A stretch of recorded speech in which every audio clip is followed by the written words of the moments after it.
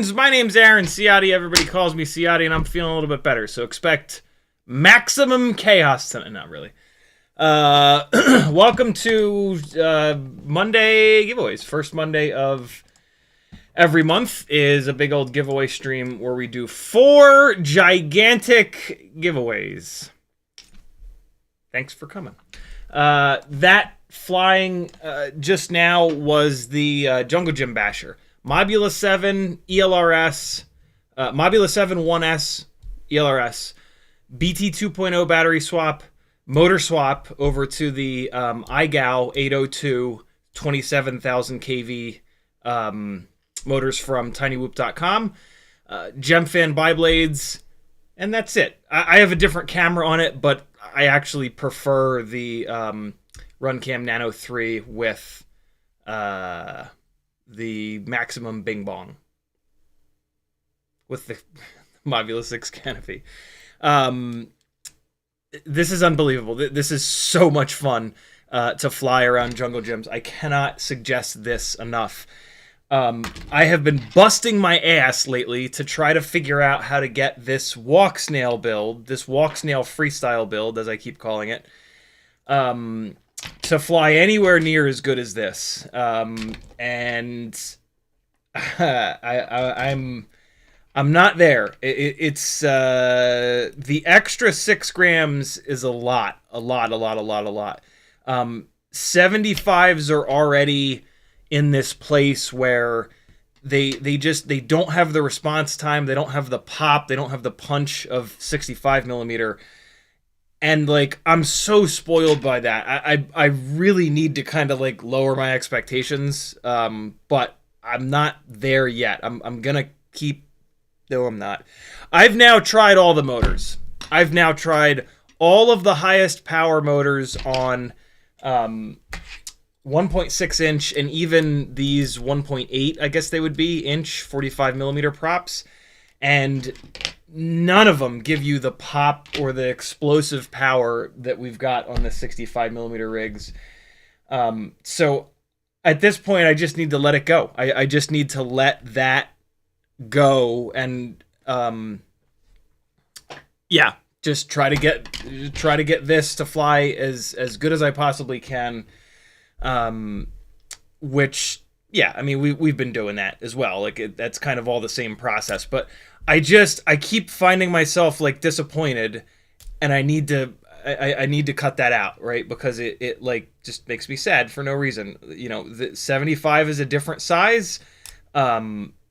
Just because there's not a motor and prop combo that is like as lightning fast in terms of response time as what we have on 65. Yeah, that doesn't mean that this isn't super fun to fly at a jungle gym. And hopefully this Walksnail version I can get as close as possible. It's really yeah, this build was so simple, right? Buy the Mobula 7 ELRS, swap the motors, swap BT 2.0 and go. In that setting and in that setting at a jungle gym outside, this is so awesome. It's just the right size. It handles wind a lot better than the 65. It's nowhere near as accurate. So when I back-to-back this with the big power 65 setups, with the 65s, I can hit all the gaps all the time. It's like a joke, but they don't have the extra weight for the off-throttle throws that you're going to do outside. They have plenty for in the house, but outside where all the distances get much bigger. Yeah, the 75s definitely rock. It's just you lose a lot of that instantaneous response that you get. And again, I'm just spoiled. That's really what it comes down to. Like if I had never gotten the Ultimate Freestyle 65 setup so goddamn good, I wouldn't even know that was a possibility, and I would be like blown away by these. And I am still kind of blown away by this analog one. But yeah, it's incredible what we've got in the 65 millimeter world that I just here's the main thing. I don't understand why I can't get it out of these 75 mil rigs. Like even on these big motors, right? Like I've tried a million different motors. I've tried 0702s, 0603s, 0802s, 1002s. I've tried 23,500 kV, 20,000 kV, 30,000 kV, 28,000 kV, 27, 25, and motors from different manufacturers, and I don't know. I mean, I've tried all the different propellers too to increase and decrease the weight of the rotating assembly and or the way that it produces power, right? I don't get it. I really don't. I really don't understand why the 65s have such unbelievable pop and punch and response time. But hey, I've run out of things to try. Like there's nothing else. There's no other setups for me to try. And I've tried different frames, lightweight frames, heavier weight frames, blah blah blah blah. So yeah, I think that so what I'm going to test tonight is kind of what we tested. Not kind of. It is what we tested last night, but we were rushed. And I only got to fly a few batteries on these.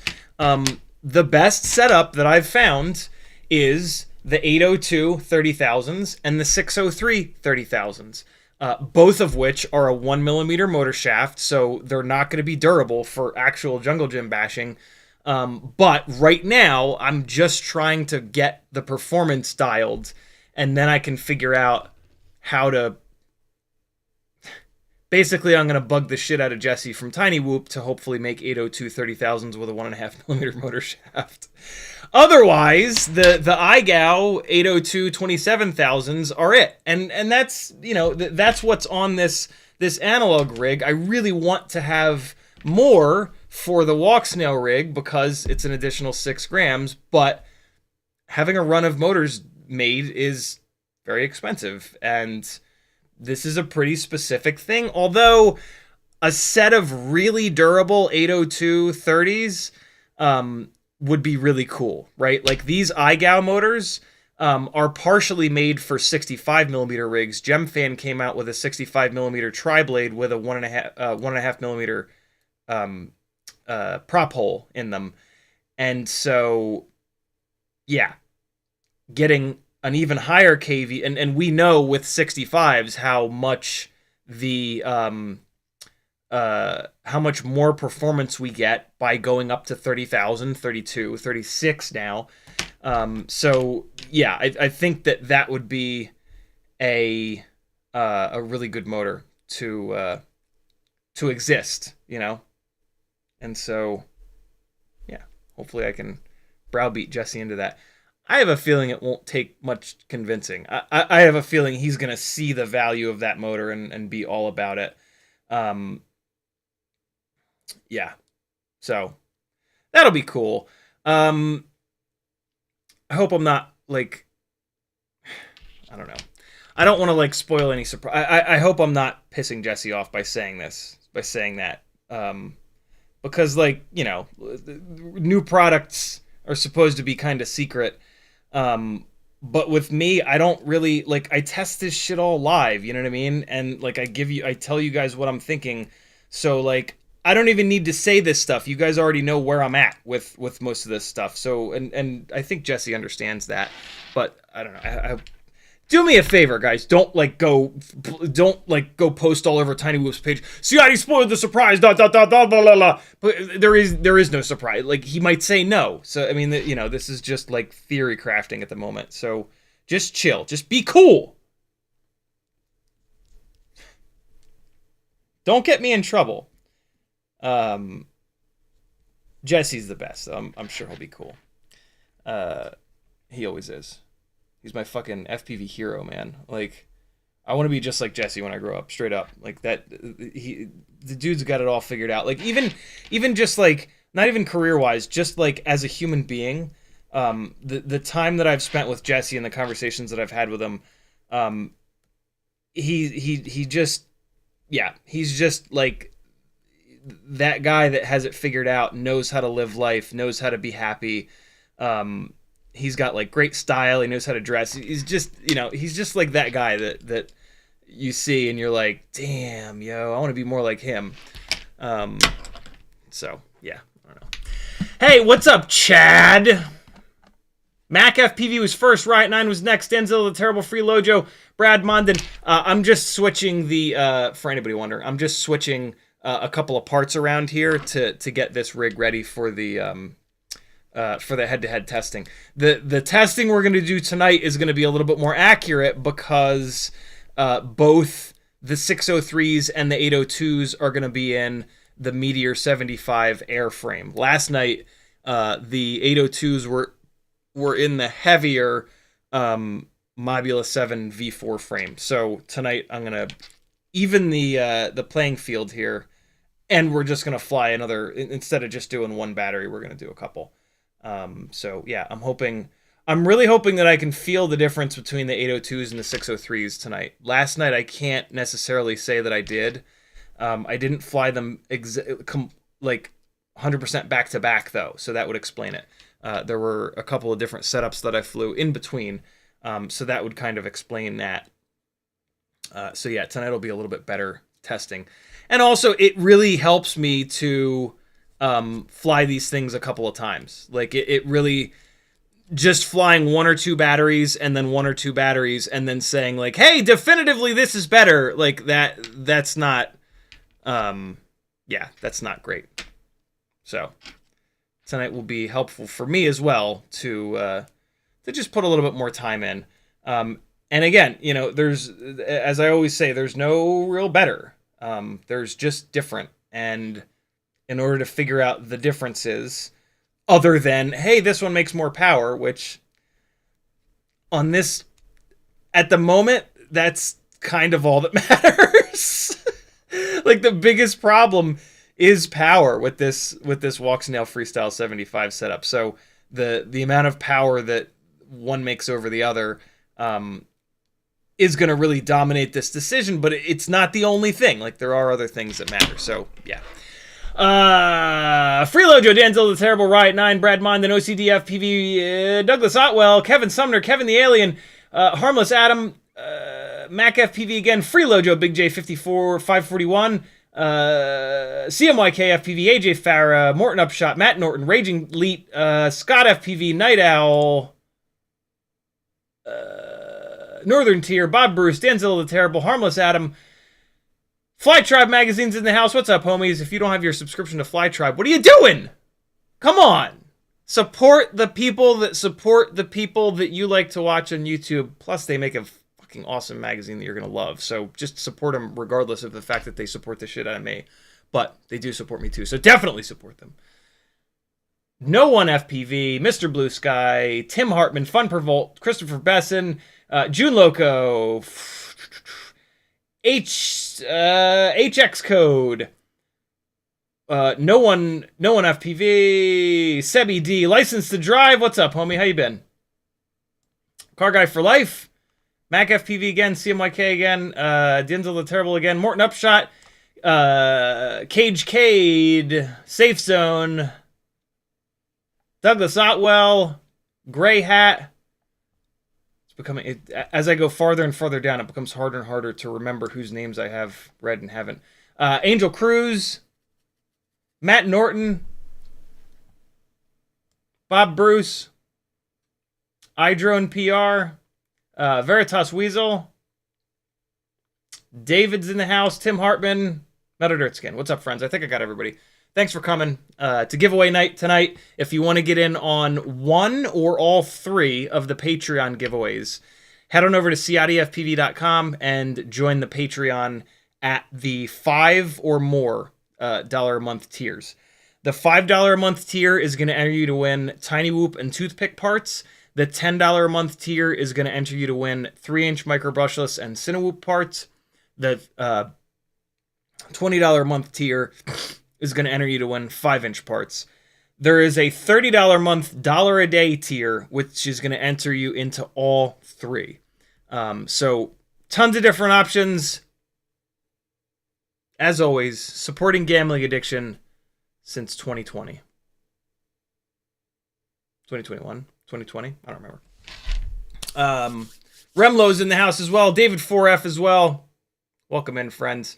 Great Southern FPV and RC. Yeah, so we're going to do the giveaways at around 11. You've got a bunch of time here to hop onto the Patreon. The fourth giveaway is open to everybody. It is Super Chat and PayPal based. Basically, when I say now, not right now, but in about an hour, you do you buy a ticket and you get on the wheel. And so, yeah, stick around, come back at 11 for instructions on how to do that. I'll show you all the stuff that's in each giveaway and, yeah, give back to the community a little bit because you guys, yeah, you guys are the only reason that I'm still sitting here, and it's amazing, and I really appreciate it. So, Gigantical subscribed. Welcome, friend. Welcome to hell. No. Welcome to FPV 102 is how I sometimes just kind of describe myself. I'm not the best when it comes to, like, getting up in the air for the first time. I just don't, it's just not what I've chosen to focus on. I focus more on taking somebody that's already up in the air, that's kind of maybe starting to get good or is already good, and helping you to get great. That's just sort of my little niche within FPV. So it's, yeah, we're going to dive a little bit deeper than most folks. And there's a lot of magic in that, you know, like it's I've always been the type of person that, like, I don't have a lot of hobbies. I have like one hobby at a time, maybe 1.5 hobbies at a time. And I spend all of my time like getting good, or at least trying to. Because like for me, like getting the magic of things happens when I start to get better at them. When I like get over that Dunning-Kruger hump where like I think I know what's what. And I realize that I don't know shit. Like, that's my favorite moment in anything, is when, like, I start to learn, start to get better, start to learn, start to get better, and I hit this point where I'm like, all right, I'm somewhat decent, and then I immediately get humbled, and it's like, oh, wait, no, I'm not. Oh, I still suck. Look how good you can get at this. Like, that moment of, like, look how good these other people are, or, like, look how good it's possible to get at this thing. Oh boy, that is my jam. That is when I'm like, ooh, now I'm into this, and that's when I really go down the rabbit hole. Maggie and I are doing going to dance classes on Sunday nights, and I can already kind of start it. I can already see it happening there. Like I you know, we're learning like all the super basic stuff, and I immediately am like obsessed with like getting, like, staying perfectly on rhythm, like while doing things, and then like landing on the exact right foot, like in with the rhythm, and like not being able to do that is like driving me crazy when like I really need to let that go for right now and just learn the basic shit. So it's funny. It's really funny for me to like, you know, I love that I've learned that about myself, right? Like, noticing things is always the first step, right? Like that's one of the things that we learn in talk therapy and just in, you know, learning about your own mental health. Like just identifying something that you don't love about yourself or that you'd like to improve or whatever. And just realizing it, right? Like that's the first step. How many people walk around with these like insane egos and they just have no idea. They have absolutely no idea that they're like that they have that going on, right? So for those people to be able to fix that, the first step for them is to have to realize that they even have that going on and that everybody else can see it and they can't. And so, yeah, that's always sort of the first step. And it's a big first step, right? Like a lot of people never even never even realize that. And they just live in this world of being driven solely by their ego in this particular example. But yeah, kind of cool. If nothing else, look, if nothing else, right? Even if you don't have mental illness, talk therapy is a place where you will learn more about yourself than you've ever known. And you'll probably learn more about yourself than you've ever known in like your first month. It's really incredible. Like, this is a person that has gone to medical school and has worked their entire career to try to help people do exactly that, right? So go figure, they're able to do that, right? So check it out, man. If you have health insurance, you can probably book a talk therapy appointment for like $5 or $10 or $20. For Christ's sakes, go. I pay $150 a session, like, and I will continue to do that for the rest of my life. If you can pay $5 or $10 or $20, for Christ's sakes, go. Like, it's just gonna you're not gonna go and it's gonna make your life worse. You're not gonna go and they're gonna be like, man, you're a horrible person, you should go jump off a building. Like, they're not gonna do that. You're either gonna get nothing out of it because you can't put your ego aside and you can't stand to be wrong or to learn about yourself, that you're not, like, you know, God's gift to human beings, or you're gonna, and in that case, you're gonna get nothing out of it, right? And that's fine. You paid $20, you didn't get anything out of it. Great. Now you can tell everybody how much therapy is bullshit. Please don't do that, because it's not bullshit. So that's the worst case scenarios. You don't get anything out of it. Best case scenario is you learn some shit about yourself and you live a happier life, understanding yourself, understanding why you react in certain ways, right? Like, ever wonder why when you get so angry, you do weird shit? Or like, just why you get really angry? Wouldn't you like to not get super angry all the time? I certainly would. Got to work on it, man. Some things in life you got to work on. You know, it's nice to have a Sherpa to walk you through that, especially a Sherpa that has dedicated their life to doing it and has gone through medical school and all the good stuff. So do it, my friends. There's your mental illness shill for the evening. If you have any mental illness stuff, for the love of God, go. It will make the burden so much less. It will improve your life so much. Please do yourself a huge favor and just kill the fucking stigma behind going to therapy, meaning that you're broken in some way. Jesus. If anything, it means that you're fixed. You're fixed enough to realize you need help and you're willing to ask someone to help you. Like, good Lord, if that's not a sign that you're on the right track, I don't know what is, right? So suck it up, buttercups, and go talk to somebody that can help you live a happier life. Because, you know, none of us know how much longer we've got. So make every day count. Cool? Stop saying I'll do it next month, next week, whatever, next year. Do it now. I'm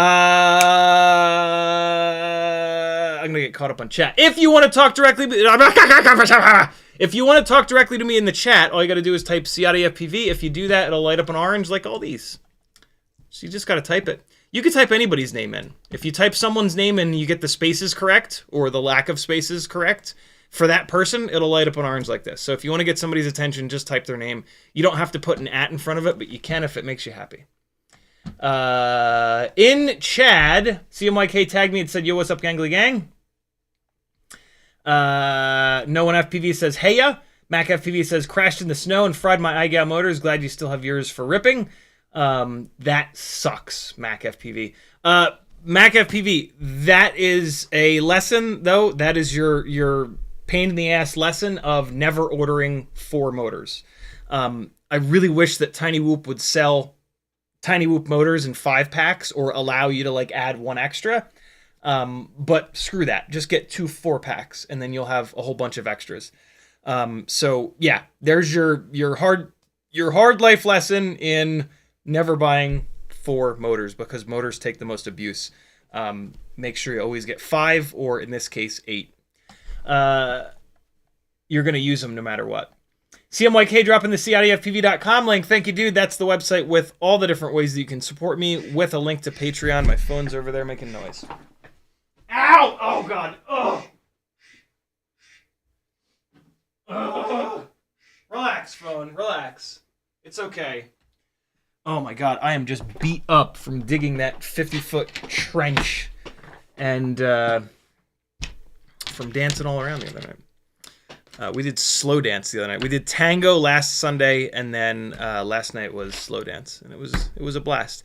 There were like 40 people there. It was pretty cool, and like nobody knows what the hell they're doing. It's great. It's absolutely fantastic. Everybody feels just as horribly awkward as each other, and that's always fun, man. A whole room full of people that are like.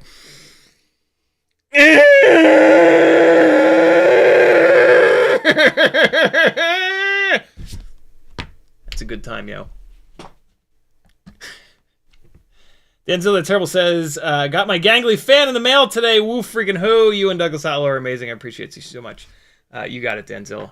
Our pleasure. That was a it was funny.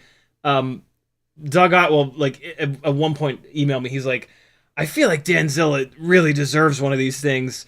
And I was like, dude, I was thinking the exact same thing. He's just lost every single giveaway for these. And he's been really shooting for him. And I was like, do you mind, like, making an extra one? He's like, not at all. I was like, all right, cool. And then I forgot to ship it for, like, that was right around Christmas time, and the point was for it to be a Christmas present. And like, I put it in this one spot where I put stuff to ship right here. But unfortunately, that spot is right next to where my gangly fan is. And my gangly fan had, like, fallen down in the box. So for, like, a month, I thought it was just mine. And then when I asked you, and I'd, like, already printed the label out at some point. And then when I asked you if you got it, and you were like, no, I'm like, oh, that's not good. It's either lost in the mail. And then I looked it up, and it showed that it hadn't even shipped yet. And I was like, wait.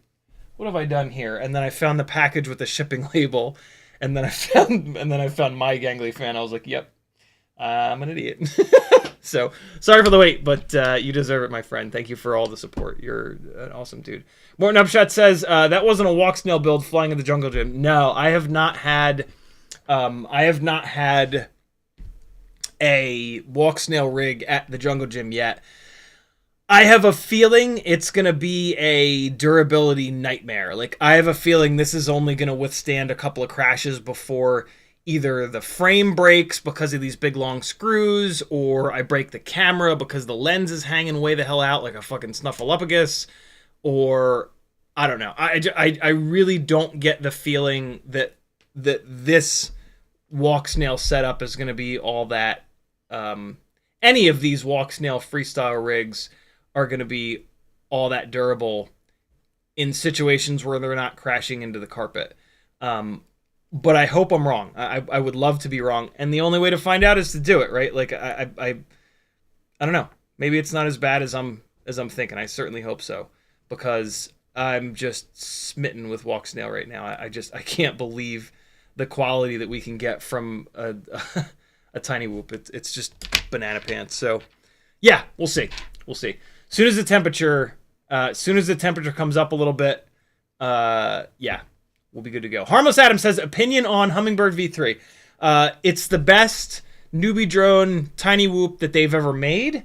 It is definitely not as good as the Mobeetle 6 ELRS, but the Mobeetle 6 ELRS is really hard to find in stock. So if you can't find it in stock, the way that I think about the Hummingbird V3 is it's kind of like the second best option. I don't know of any other 65mm rigs that are as good. Maybe the Betaflight Meteor75, but that's got the stupid external VTX, and it's really bad external VTX. So, like, you got to get it, and then you got to remove that, and you got to direct solder to it, and it's just like a big pain in the ass. So the Hummingbird AIO has the VTX built in, so it's going to be significantly lighter. So yeah, to me, the Hummingbird V3 is your second best option.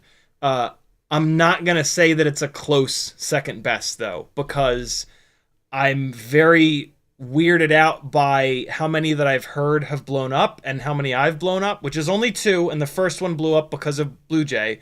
But I've had a bunch of you in chat tell me that yours have gone in the same way that mine that legitimately failed did, which is just like a semi-hard crash into the concrete. Into the carpet, not into the concrete. If it was into the concrete, I'd be like, well, yeah, okay.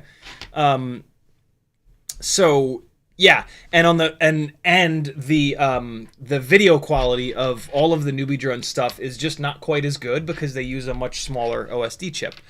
The Meteor, the Mobeetle 6, on the other hand, is the most durable, like stupidly durable AIO that I have ever seen. The video quality looks great. It uses regular plugs, so you can just swap any old motors onto it. So yeah, there's nothing wrong with the Hummingbird V3, but the Mobeetle 6 elrs is just a fucking home run, man. Like, Happy Model does not hit a lot of home runs. Like, they do not have a lot of bind and flies or a lot of components in general that are like absolutely the best that there is.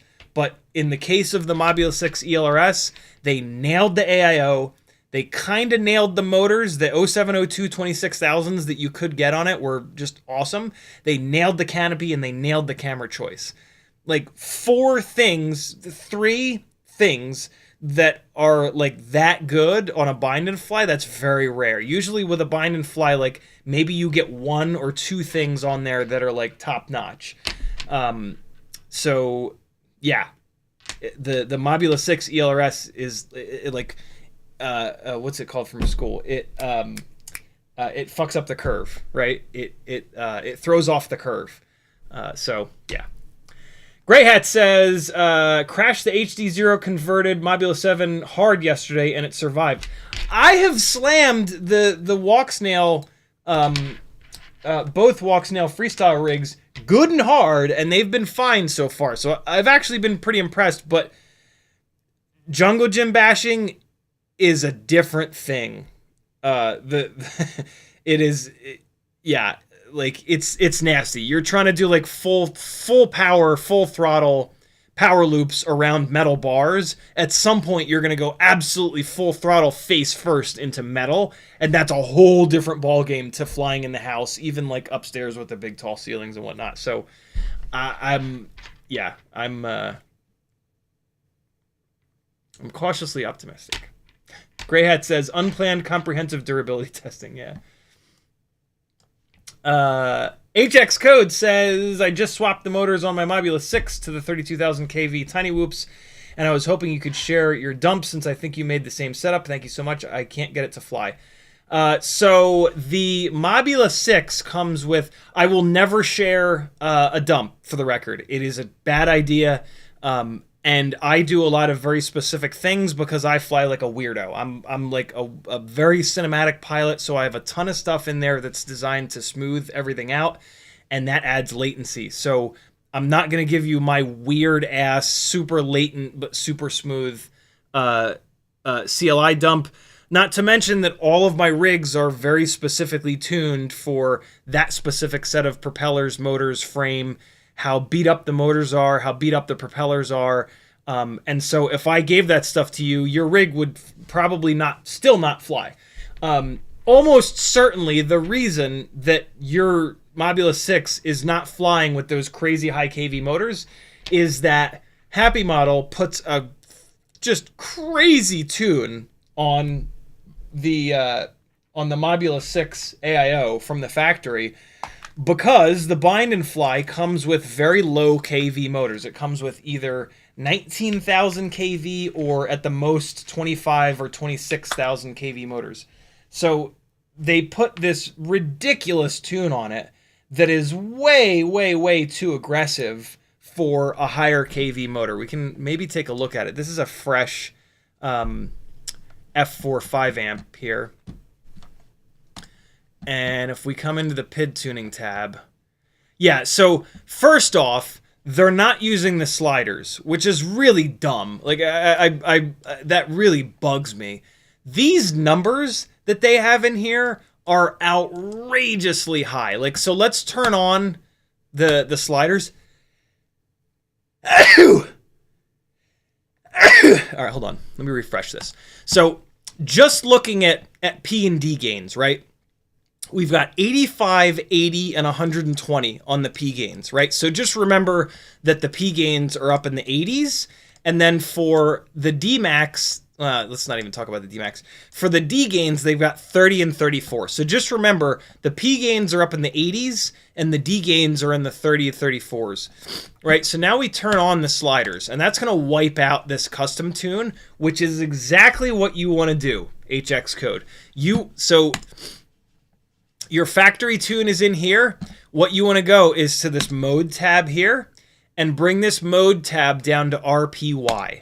This is going to turn on the sliders, and it's going to bring these P and D gains, mainly the P gains. I didn't even realize that they haven't changed the D gains. That's super weird. But it's going to bring these P gains way the hell down, and it's going to bring them into a much more realistic ratio of P gain to D gain, which is really important. All you're going to do is exactly what I just did right there. Turn on the sliders, leave these alone. Leave them all at 1.0 and hit save. Your rig is now going to become flyable, almost certainly. And now, if you want it to be more locked in and more tuned, all you're going to do, and this is like 90% of tuning in 2024, is the first thing you're going to do is move this very first slider for D gains up to 1.2. You're going to save it again. You're going to fly it. Make sure it doesn't act weird. If it's still not acting weird, you're going to move this up to 1.4, and you're going to start to chase it with the tracking slider. And you're going to move the tracking slider up to 1.2. Save it, fly it. If it's still not acting weird, move this up to 1.6 and move this up to 1.4. Save it, fly it. If it's still not acting weird, move this up to 1.8, move this up to 1.6. Welcome to like the bulk of tuning. This is exactly how I tune. All of my cinematic rigs, the rigs that have been 6 inches from Blanco Brown's face, whizzing by T.I.'s head, blasting past, little baby, whatever, Masego, it doesn't matter. This is exactly how I tune rigs. And when I send people my black box logs where the rig is not like having a problem, they are almost always kind of blown away by how good the tune is from me not using black box logs. And it's because like this is most of what's working is the D gain. The D gain is what does the majority of the work. But you can't just push the D gain up. You have to have the ratio of D gain to P gain is really important. And so basically what this tuning method here is doing is it's immediately giving you more D gain. It's immediately increasing the ratio of D gain to P gain. And that's what really helps it eat prop wash and just have like a more smooth kind of controlled attack rather than being super, super, super sharp. But then as you continue to add D gain, you just have to make sure that the P gain keeps up. Like you would never want to do that. You would never want to have this much D gain and this little P gain. It just doesn't work right. You have to have a little bit of a closer ratio. A P to D ratio is what it's really called. And I've found on 5-inch rigs, Cinewhoops, TinyWhoops, everything, this little scheme that I've kind of worked out here of like, put them all to 1.0, fly it. Put this up to 1.2, fly it. 1.4, 1.2, fly it. 1.6, 1.4, fly it. It just works. And it takes so much of like the black magic mysticism out of tuning, and you can get something that's like really, really, really dialed in that you didn't spend 10, 15, 20 hours screwing around with black box. And then you've got something that like is, really, really, really well tuned, but then you smash it into concrete and the motor gets bent and it's not flyable because you tuned it with black box. So you tuned it to the absolute limit of what was possible, rather than having a softer tune where you can beat it up a little bit and it's not going to go bananas. Not to mention that by doing this tuning method, you understand that, hey, I'm pushing these 2 sliders up. If it starts acting weird, I pull the sliders back down. Like, it's just super, super, super simple. You can do it in the OSD. Away you go. So, yeah, this is tuning in 2024 as far as I'm concerned. There are a whole bunch of people that black box tune, and they absolutely get their stuff dialed in a little bit better than what I do. But the more you dial it in, in most cases, the more fragile it's going to be. And for me, I would rather not have it be so like on the edge.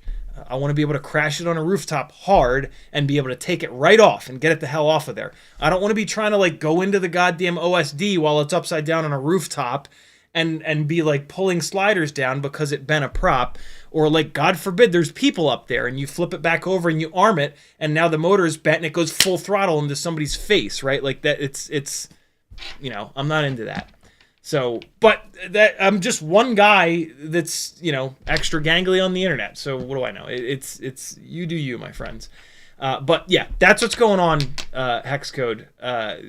You are having a very so the reason I forgot this.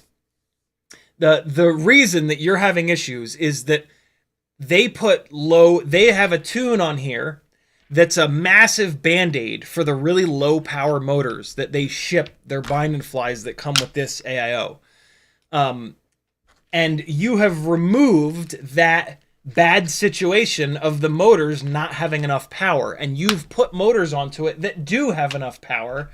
And so now by wiping out their tune and going back to the default tune, that's what you need to do, because their tune is this stupid band-aid, but you've removed what needed that Band-Aid, right? So the stock tune right down the middle with those 32,000 kV motors is going to be really damn good. And you really don't need to change that tune unless you want your flight footage to look better, right? Like if you have FPV friends and you want to show off to them and you want your footage to look more locked in, awesome. If you've got a YouTube channel where you're uploading footage and you don't want people to leave comments about how bad your tune is, awesome.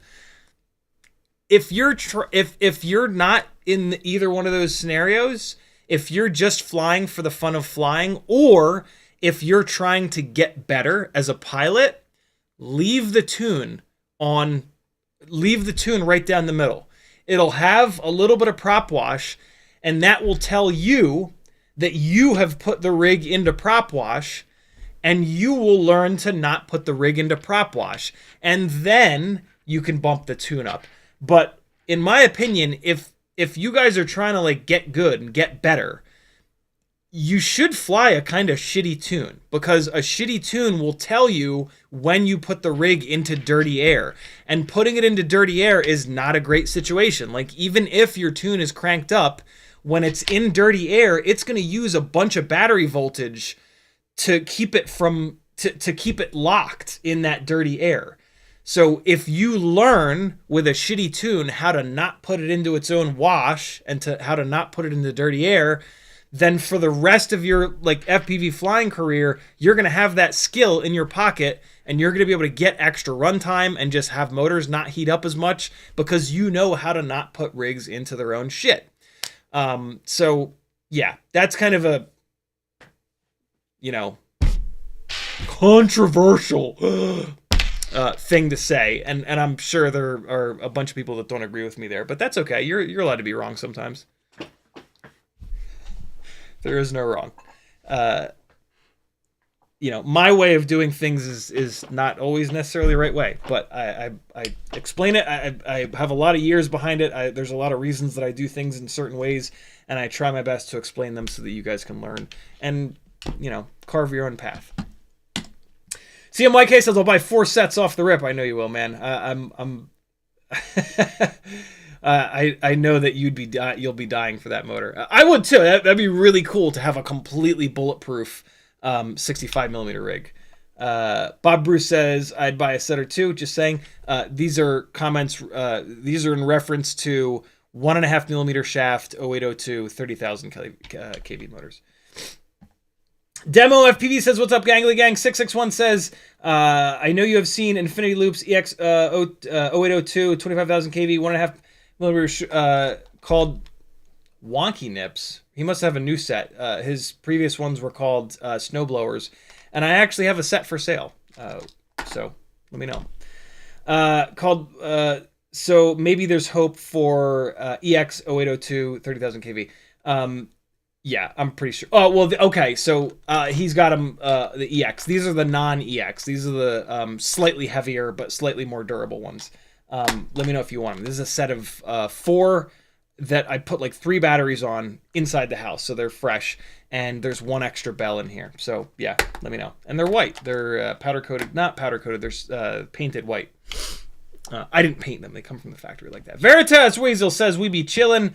661 says, EX802 30,000s and call them titties twisters. They won't be called that, but they'll be called something fun. I'll figure something out. 661's, yep, just correction, 1.5 mil shafts. Yep. Tim Hartman says, what makes the motor connectors from Happy Model, TinyWhoop, etc. better than the ones on the Tiny Hawk, which are garbage? So what you're referring, so the industry standard is JST 1.25. Industry standard is JST 1.25. Newbie Drone and Emax use JST 1.0, which are slightly smaller. They're using the smaller plugs to free up space on the boards. Could they also be using... Never mind. Could they also be using them to force you to buy their motors? Maybe. Maybe not. But maybe. I don't think so. Maybe. I actually have not had a problem with the JST 1.0 plugs, the smaller plugs. Okay, so when Newbie Drone first did it, they sent me a prototype, and the plugs did not work. They would be plugged in and they would lose connection.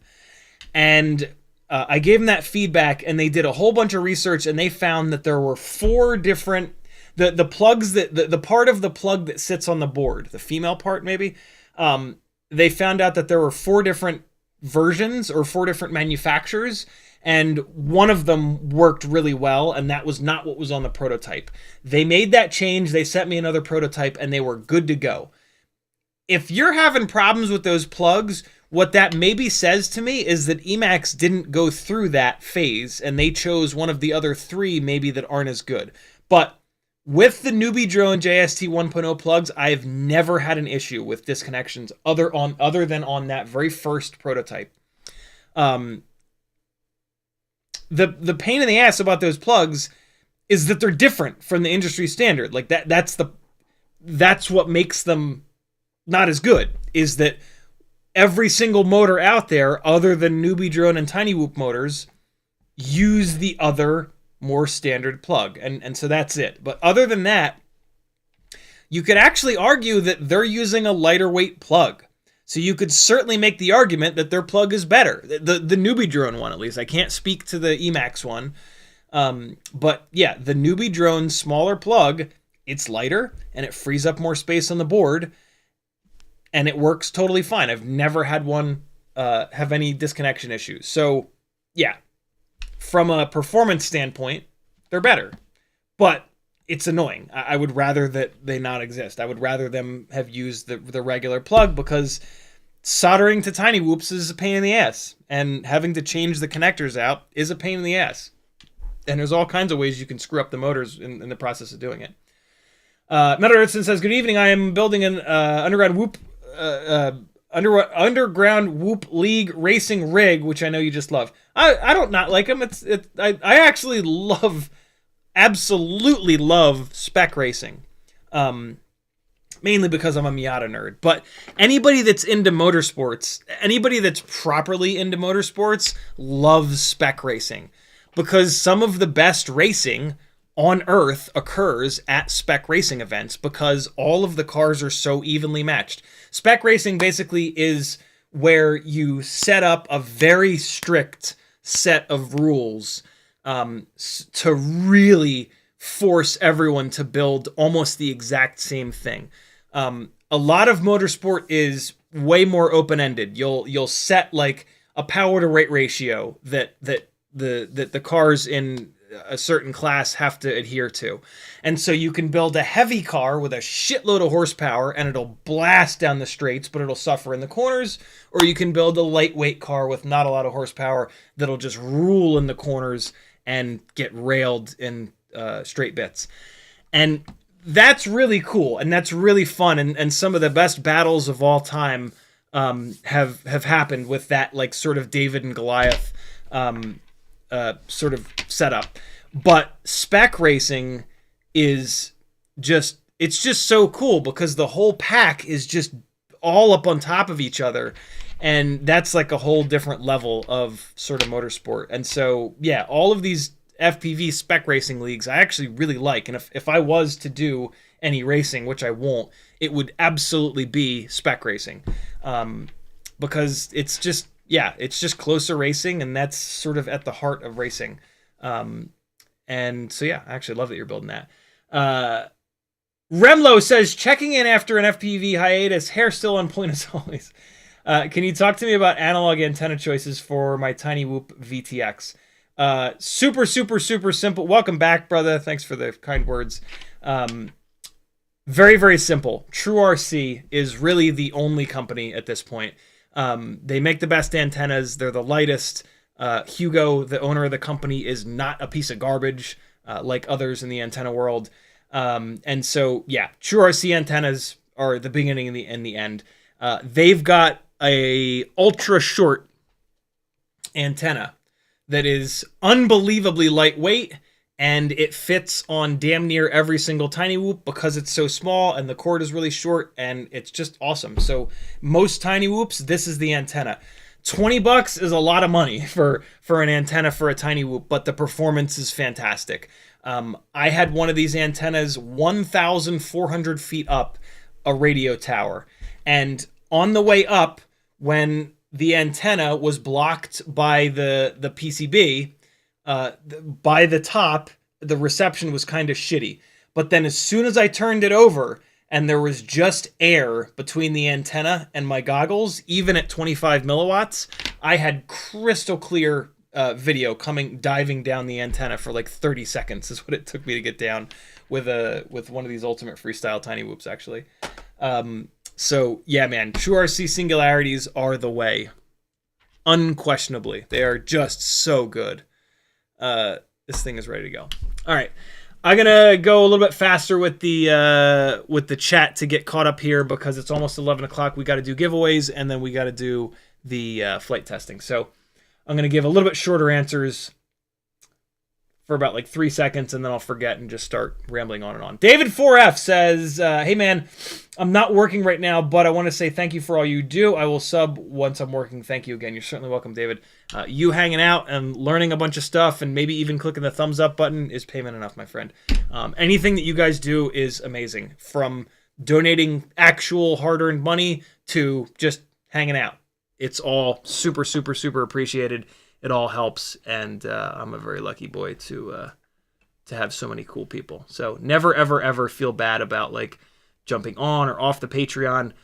It's all just extra. You guys being here is yeah, what I'm here for. I did not start this to be a career. I started this to share information and to just have an awesome group of people dedicated to making smaller stuff fly better. And that will always be the goal. It turned into a career like completely accidentally when I got laid off at the beginning of the pandemic and yada, yada, yada. And it's really cool to do this full time, like to be able to dedicate 6, 7, 8 hours a day to FPV and helping you with emails and Instagram messages and Patreon messages and all the above. Is just wild, and I'm super lucky for that.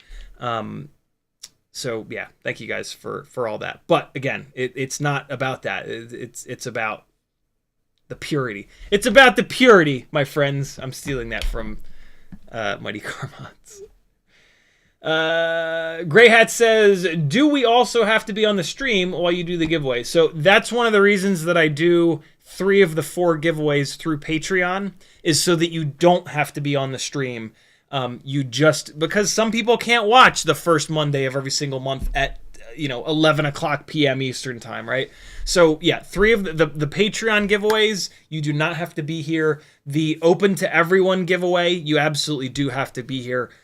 Again, I did that on purpose as well. I didn't want to have giveaways where it's like, all 3 people that won are not in the chat. Eventually they'll find out that they won. Like, I wanted to have a giveaway every single month that the person, is here and we can all say, hey, congratulations, so-and-so.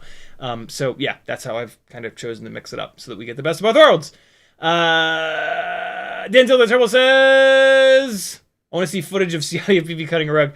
You will not get to see that until I'm actually half decent, which could be a while, although apparently not, because Maggie has a long history of dance, and she's an incredible dancer. It's wild. Both her and the instructor are like, dude, you're picking this up like really fast. This is cool. So yeah, I don't know. Brad Mondin says, having a hard time finding X12 ELRS for 1S toothpick. Would you go with a different board or get the plug and play and add ELRS receiver? I would not get the plug and play and add the ELRS receiver. That's just super annoying and just like, that's just silly. Jump over to Quad66's channel, and he has lots of content about 1S and 2S TinyWhoops with different AIOs and which ones are good, which ones suck. So yeah, check out Quad66's channel. You can probably find a non-X12 AIO that's going to get the job done for you. Leave him a comment. He's very good at replying. And yeah, I'm not like that. I'm not the toothpick guy anymore. I was for my first couple of years in the hobby, but I moved on and it's been hard to go back. So Denzel the Terrible says, you're going to have to change your name to Mambo King. Matt Norton says, I'm a perfectionist and it's a real struggle to not be. I'm my own worst enemy. I'm told I'm cocky, but it's not that. It's just the opposite. I feel you on the perfectionist shit, Matt. Yeah, that's tough. What I can tell you for an absolute fact is if you want to dive into that part of yourself, talk therapy is how I've been able to do it. Internet memes and self-help Instagram channels and just generally like reading and looking stuff up was never enough. It wasn't until I could actually sit down with someone and really dive in and somebody that's qualified to do so, right? Somebody that's dedicated thousands of hours of their life to trying to be able to help people in that exact situation, for example. Yeah, that's kind of what it took for me. So check it out, dude. If you have health insurance, you can probably go really inexpensive. You're not going to be put on a list or anything like that. You know, like there are all kinds of confidentiality shit. Your job is not going to find out about it. Like, don't worry about any of that stuff. It's just, you don't have to tell anybody, right? It's totally confidential. But when you start talking, what you're probably going to find is if you do go, you're going to start talking about it. And you're going to find out that there are other people that go. And you're going to notice that those other people are really cool people. People that go to therapy understand themselves and like they just tend to be better friends. I'm not saying that I don't have wonderful friends that have never been to therapy in their lives. What I'm saying is that in my adult life, there is a way higher ratio of people that I have met that don't demonize therapy and like either just don't demonize it or have gone that are just awesome. And I just love being friends with than people that are like, nah, therapy's for crazy people. Fuck that. It's like, well, we're probably not going to get along, but let's just see. Let's just see. Well, you know, don't judge a book by its cover. You never know. Some people just don't need it. Some people, it really does nothing for them, and they just, their brain chemistry is just awesome. And that's super cool. I can't imagine that, unfortunately. But, yeah.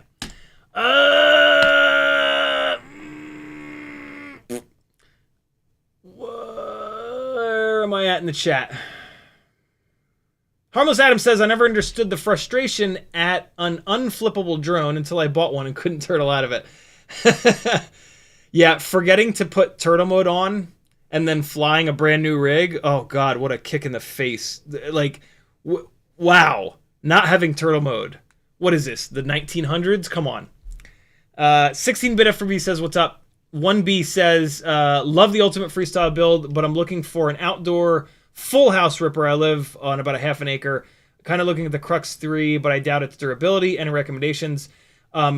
If you've got a half an acre and you're looking to like throw stuff up over trees and whatnot, I would go with like a 2 or 3S 3-inch toothpick, or go all the way into like a big nasty 3-inch full fat 250 gram death machine. Yeah, there are, but this is bordering on being like somewhat dangerous because of the amount of power that it makes. And it's going to make some noise. So your neighbors might get pissed. I doubt it, but they might. Toothpick, nobody's going to get pissed. Totally safe. And they fly great. So yeah, I would look at like custom building a toothpick with like 1204 8000 kV motors, 2S. Over on Joshua's website, I've done a bunch of work on the toothpick page, and there's some pretty cool combos over there. You can check that out. Quad 66 has some amazing content surrounding builds like that, so check his channel out for sure, and you'll be good to go. Jolly Colt says, "What's up?" Bent FPV says, "Have you noticed Weebly motors being noisier than TinyWhoop motors? Just curious. I've got a set that is." They shouldn't be. They are made at the exact same place to the exact same specs. So they're, you didn't hear that from me, but yeah, they're all just Happy Model motors. So, you know, a Happy Model branded motor, a TinyWhoop branded motor, a Weebly branded motor, they're all exactly the same thing. Veritas Weasel says, "I had a friend who thought I was in need of therapy when she got done telling the doctor why I needed it. He called her a bitch and told me there was nothing wrong and to stay away from her." It's an interesting doctor you got there, man. I firmly believe that absolutely everyone can benefit from therapy. You know, look, none of us have spent there's all kinds of shit going on in every single one of our brains that not one of us has spent enough time researching it to know why or how to deal with it properly. And that, my friends, is what therapy does. It's somebody that has studied that shit that is going to sit there and ask you very specific questions and let you talk and just learn how your brain works and then tell you what's happening. And mental health issues or not, that shit will change your life. So, yeah, in my experience, therapy helps absolutely everyone. It's so frustrating that it is looked upon so negatively in this country. It's really brutal. So yeah, if you want to live a happier life and understand the weird shit in your brain a little bit more, go. Done. Like, that's it. Just go. It's not going to make you worse. You're not going to walk out of there like, man, I'm a terrible person. You're going to walk out of there like, wow, I'm not a terrible person. That feels pretty fucking good. So, go do it. Ethan W says, "Want to see something coolish? Check out the RC car thing that I made with an AIO in the CiottiFPV Reacts channel of Discord. I love it. I will check it out tonight, Ethan. I got to blast through. I'm already like 10 minutes over. Grey Hat says, "What dry weight would you target on my Mob 7 with HDZero added?" Absolutely as light as possible. All TinyWhoops, like, that's it. Just as light as possible without like sacrificing durability. Durability is different for everyone. You crash different than I do. So you have to figure out that line of durability for yourself. But basically, you're going to just continue to reduce weight as much as you possibly can until it gets to the point where it's no longer durable enough for you. And then you're going to beef it back up a little bit, and that's it. There's not like a specific number. It's just, yeah, as light as you possibly can. All of the weights on all of the frames and propellers and motors and canopies, it's all out there. It's all out on the product pages. Or you can just mimic my builds, because I've done exactly that on my builds. So if you want, just look at how I'm building these things and then just copy it, because I'm doing that exercise for you. I'm thinking about moving it to a 75mm cockroach and swapping into 1002s. Don't do the 75mm cockroach frame. It's not all that durable. It's not. The 65mm cockroach V3 frame is wildly durable. The 75mm version of that is nowhere near as durable. I use it on the tiny lifters because it has TPU set up to hold double batteries. If I could, and it has the carbon fiber X brace. If there was another frame that would hold the batteries that I want and had the brace, I would switch over to that frame, if I'm completely honest. I've broken a bunch of those Cockroach 75 frames. They use that polycarbonate material that's a little bit too stiff, and it'll just kind of crack on you. Metadirtskin says, "What long-ass screws are you using on those Walksnail, etc. Whoop builds, and where can I get some?" eBay, and they are M1.2 by 12. type that into the chat for you. M1.2 by 12. And you can find them on eBay. Harmless Adam says, lovely to hear as I fly my Hummingbird. Harmless, there's nothing wrong with the Hummingbird. It's just that the Mobeetle 6 ELRS is this fucking unicorn fairy dust farting magical thing. You got the second best, brother. You got the second best TinyWhoop there is. Luckily, you didn't get the third or fourth or fifth or sixth or seventh or eighth or ninth or 10th best, right? So you did good. And look, my Hummingbird that blew up, the guys in chat's Hummingbirds that blew up, maybe those were the oddballs out. Maybe yours will last forever. If your Hummingbird does not blow up, that AIO is the lightest and best performing one available. So you've actually got the lightest weight setup. So, hey, you could actually make the argument that you've got the best AIO. Grey Hat says, have you flown a Vision 40? I have at Rampage last year. They're great. The motors are a little too low of a KV, in my opinion. The Vision 40 is basically the same build that I had for a while when the Flywoo 1002s were on it, just with less KV. So it was a slightly less powerful version of the Walksnail 75mm Freestyle build that I've been working on like crazy the past couple of weeks. So if you rewind back like 2 weeks, that was their Vision 40 is almost identical to this. It's slightly lower KV motors and it's slightly heavier because it has a 3D printed canopy. So yeah, a little bit worse performing version of where I was at a couple of weeks ago with this.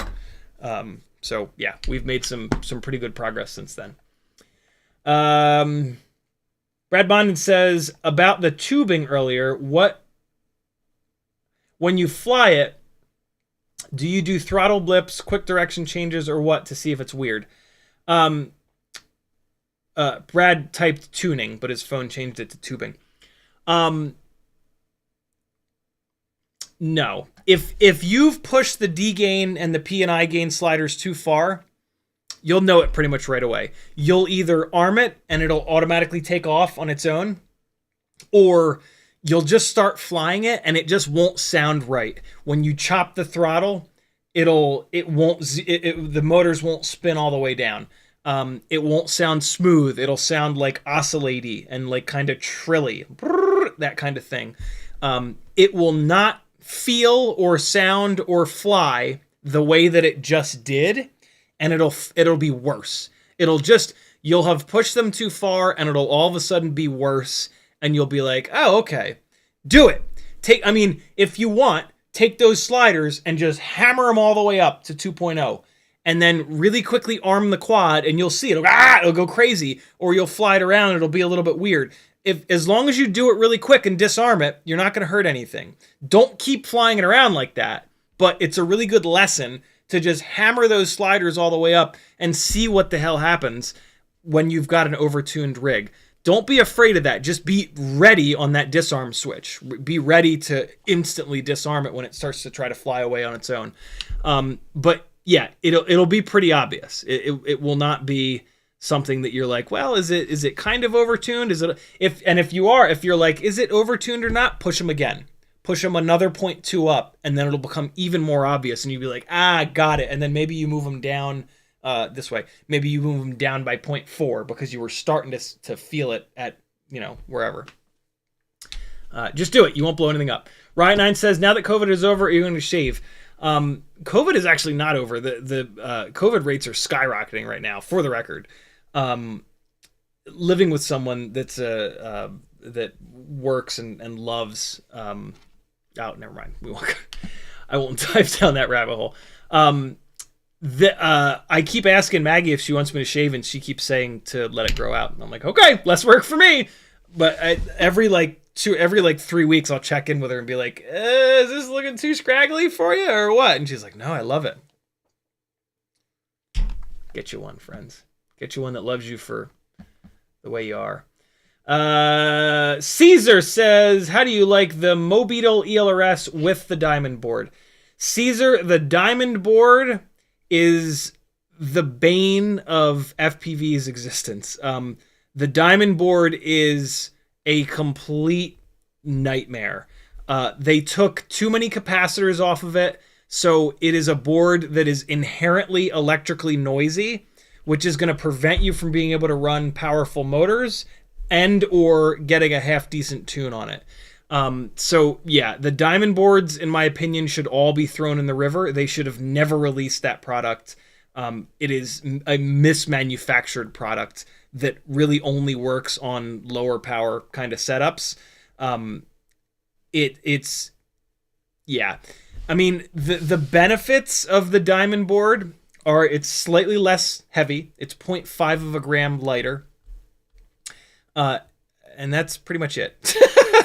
I will take a half gram weight penalty for durability, the ability to run any motor I want, even powerful ones, the ability to get a good PID tune, and also having a UFL port. You know, the diamond board forces you to run a janky little shit piece of wire for your video link. You can't put a proper CP antenna on it, which is another kind of deal breaker for me. All that being said, if you're going to build a really lightweight rig and you don't care about getting a good tune or durability, I guess maybe you could do the diamond board, but don't. It's bad. It's really, really bad. You will waste so much time trying to get the goddamn thing to work, and then you'll just end up giving up, and you'll go with something else anyway. That's pretty much how it goes for almost everybody that runs into the diamond board.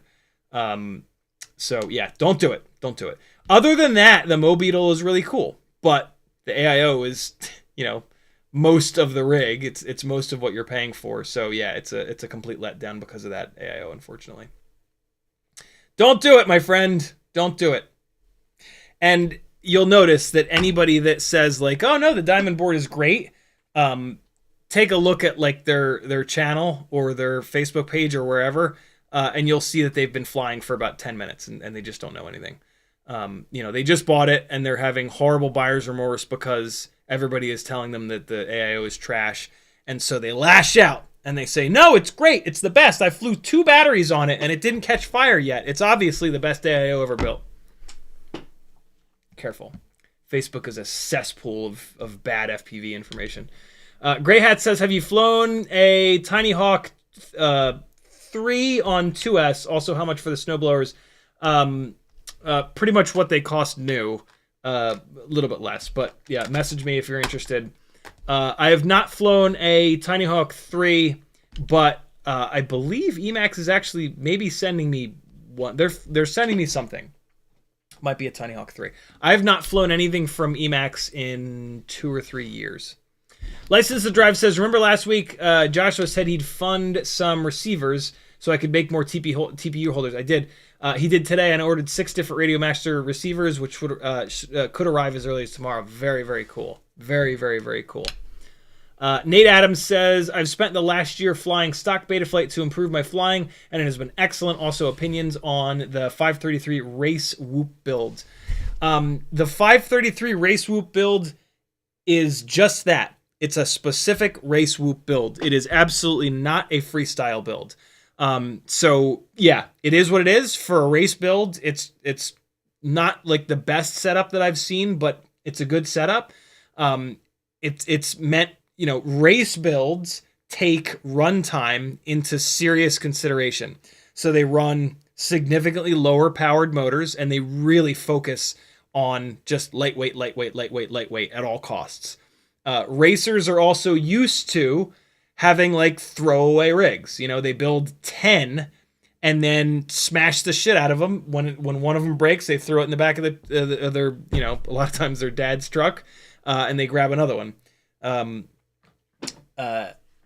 And so, yeah, a lot of these Race Whoop builds are like that. They're they're not super fragile, but they have not been built with durability on as the top 1 or 2 priorities.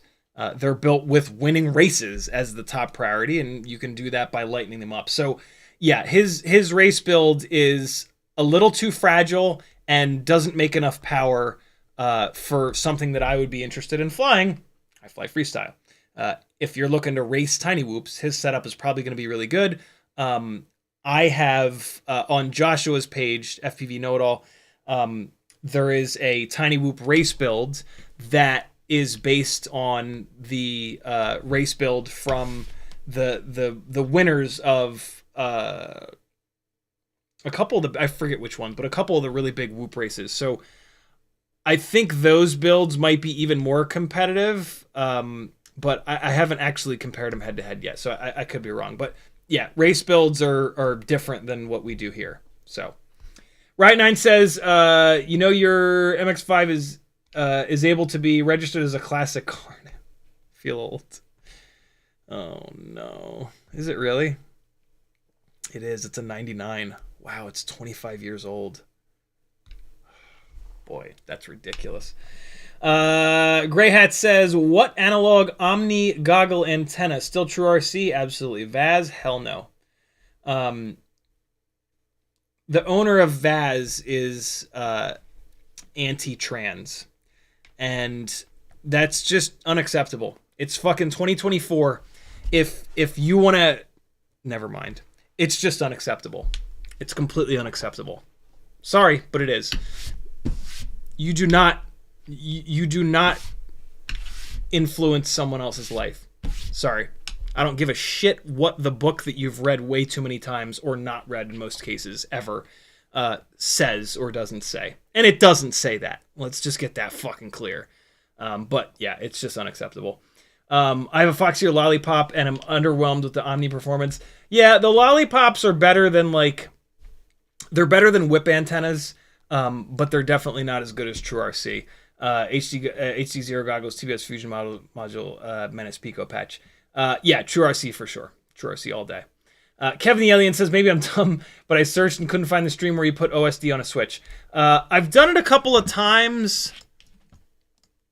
I don't have like a specific stream, I don't think, where I've done that.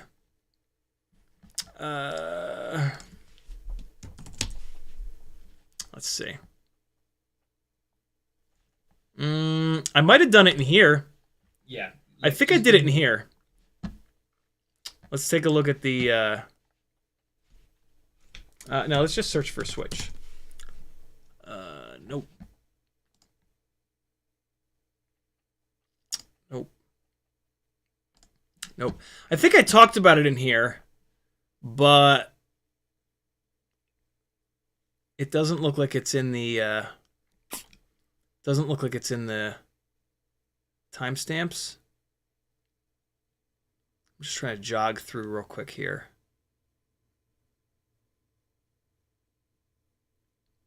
I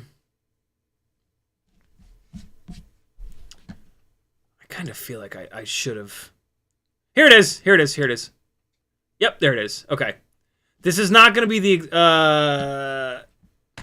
you might have to rewind a little bit, but this is going to be pretty damn close to where it's at. I can see that I'm on that screen.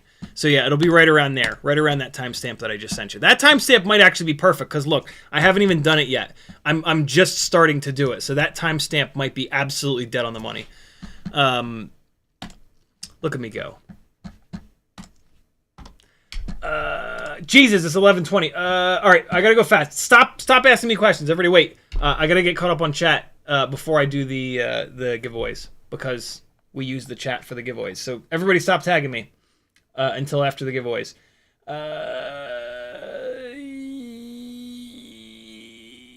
Brad Bundon says, I think I'm actually in love with you. Right9 says, I'll be back on the Patreon. Had to get some pistons, rods, bearings, etc., etc. Think you don't mind? Yeah, definitely not. I'll be back. Always put real life first, friends. Always put pistons and rods first, too. Curtis Hayes says, just bought a 5-inch long-range GepRc CB5. I want efficient motors and biblade and HDZero or analog to stay lightweight with a 4S lithium-ion. What motor should I buy? Curtis, I am not the long-range guy. Go on Facebook and find the Facebook group called Long Range Hooligans. That's where you want to ask. And again, as always with Facebook groups, be careful. There will be people in there that have no idea what they're talking about. Yeah, look for, like, if you're going to take advice on Facebook, make sure that you click through to that person's channel And yeah, make sure that they've been flying for more than 5 minutes. So yeah, I'm not the long range guy. I have no idea what the current hot, super efficient motors are that can control a 5-inch biblade. My guess would be like 2004 or something like that, but you probably don't need something that wide. You can probably go with something that's more narrow, like I just don't know. But long range hooligans, that's where you want to go. You'll be able to get an answer there. There's probably already an answer there somewhere waiting for you, but if you post in there, they're usually pretty cool. Prop Junkie says it wasn't the VTX on the Hummingbird V3. It just needed a new BI camera, and the board was fine. But meaning to tell you that. Thank you for the update, Prop Junkie. He also says try it out. Put a BI on your Hummingbird board that went that night on the stream. Interesting. Yeah, I have loads of Hummingbird. Well, no, for me it was not the camera because all of the VTX went. So if the camera dies, you will still have OSD. The OSD has nothing to do with the camera, right? The camera gets power, ground, and video out. So the camera just sends video into the AIO, and then the AIO takes that video, puts it through the OSD chip to put the OSD layer on top, and then puts that into the VTX. So if the camera dies, you will always still get your OSD. It's one of the ways that you can tell if your camera died or if your VTX died. On mine, everything went. So the OSD died, which means that either the OSD chip shit the bed or the VTX shit the bed. And it's just getting static. If you're just getting static in the goggles, the VTX is no longer transmitting anything. A different camera will not change that. So yeah, and Mike, this is all an analog. With digital, it's a different story. But yeah, on analog, the camera failing, you will still have a gray screen with OSD on it. But thank you for the update, dude. I do appreciate that more than you know. Metadartson says, did you see Race Day Quads carries that mass adhesive soldering goop? Now I did. Ordering some with your affiliate link. Thank you, dude. I was very happy to see that. McMucus says, do you know who makes Hummingbird motors? I converted them to 1.25 JST and have been by far my most durable motors for my 75 millimeter, really. Also, a set is cheaper by $10. I do not know who makes them. They have a different bell design, and Newbie Drone orders enough stuff where they could have motors made pretty much wherever they want. So yeah, I don't know who makes them. But that's awesome that they've been durable for you, because I have a set on a Jungle Gym Basher that I built when it was freezing cold. Yeah. Right 9, I have seen proof. I've seen plenty of email message exchanges and public posts. I didn't save them because I just don't do that, but I don't have anything personal against them other than that, and I saw it with my own eyes. So yeah. Morton Upshot says, check it out. You had OSD opened. What? What's that mean? My guess is going to be that Morton tried to put a link and it doesn't let you do that. McPeaka says OSD on a Switch is about a year ago. I've shown it a bunch of times, but I did find that one, which is awesome. Kevin the Alien with a $2 super chat. Thank you, brother. He says, thanks, man. You're certainly welcome. Asparagus says, how do I access details for or participate in the giveaway? 3 of the 4 giveaways are for patrons. If you hurry, you can go over to CiottiFPV.com, hit the Patreon button, and join either the $5, $10, or $20 tiers. The $5 tier will get you entered to win TinyWhoop and Toothpick stuff tonight. $10 tier will enter you to win Cinewhoop and 3-inch micro brushless parts. $20 a month tier will enter you to win 5-inch parts. If you want to be in all those giveaways, there is a $30 a day tier that'll put you into all 3 of those giveaways. The 4th giveaway is open to everybody. You just have to be here in the chat, and I'll explain how that works in a little bit. Denzel the Terrible says, no, long-range info can be had over at FPV Your World on Discord, compared to Off-Axis and Falcon Rad and the like. There you go. There's another spot for good long-range info. Yeah, off-axis. I don't know Falcon Rad, but off-axis flies a lot of long-range. Also, Remy Tim. He is in the know when it comes to long-range stuff.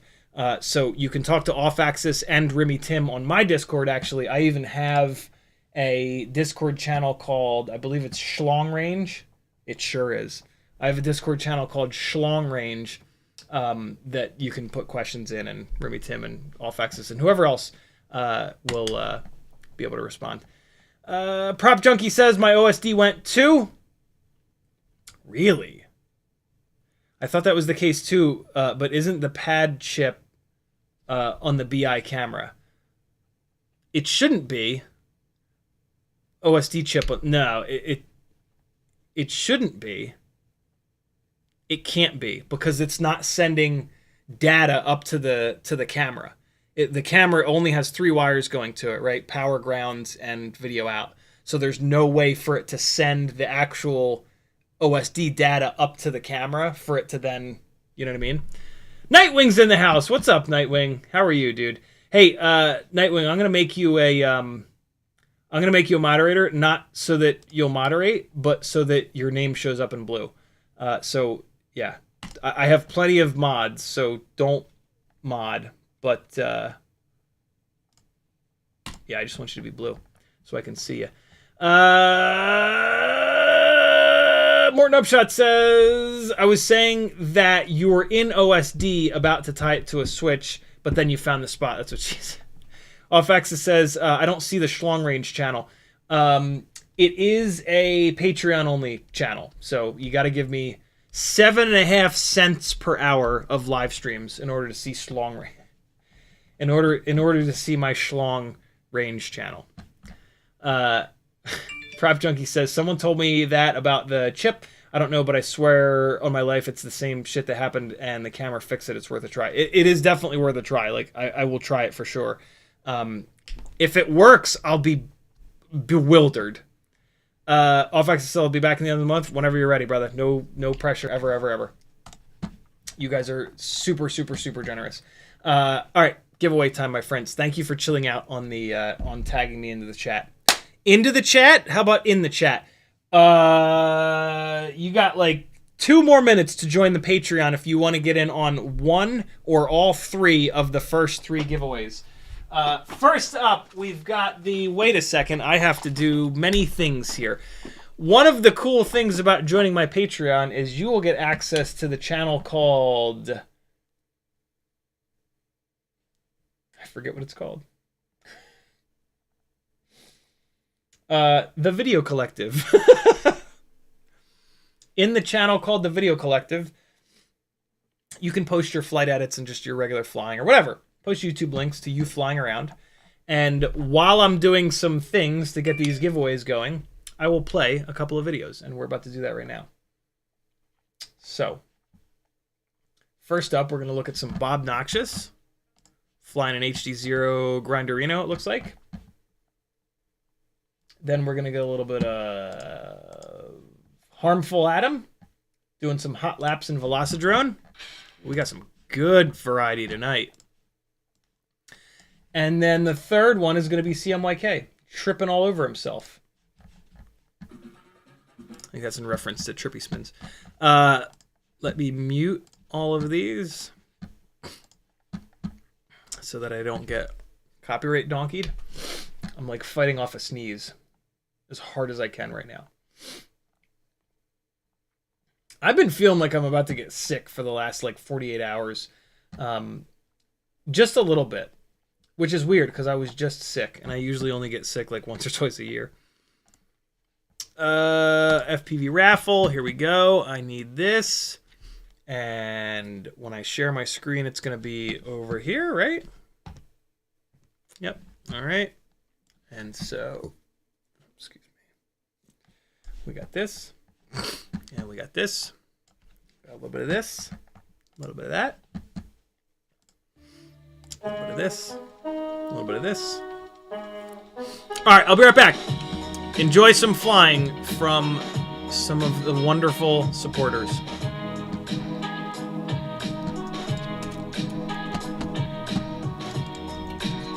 Up first, Bob Noxious. Just drop the link into chat. Give him a subscribe or else I'll kill you in your sleep. Be right back.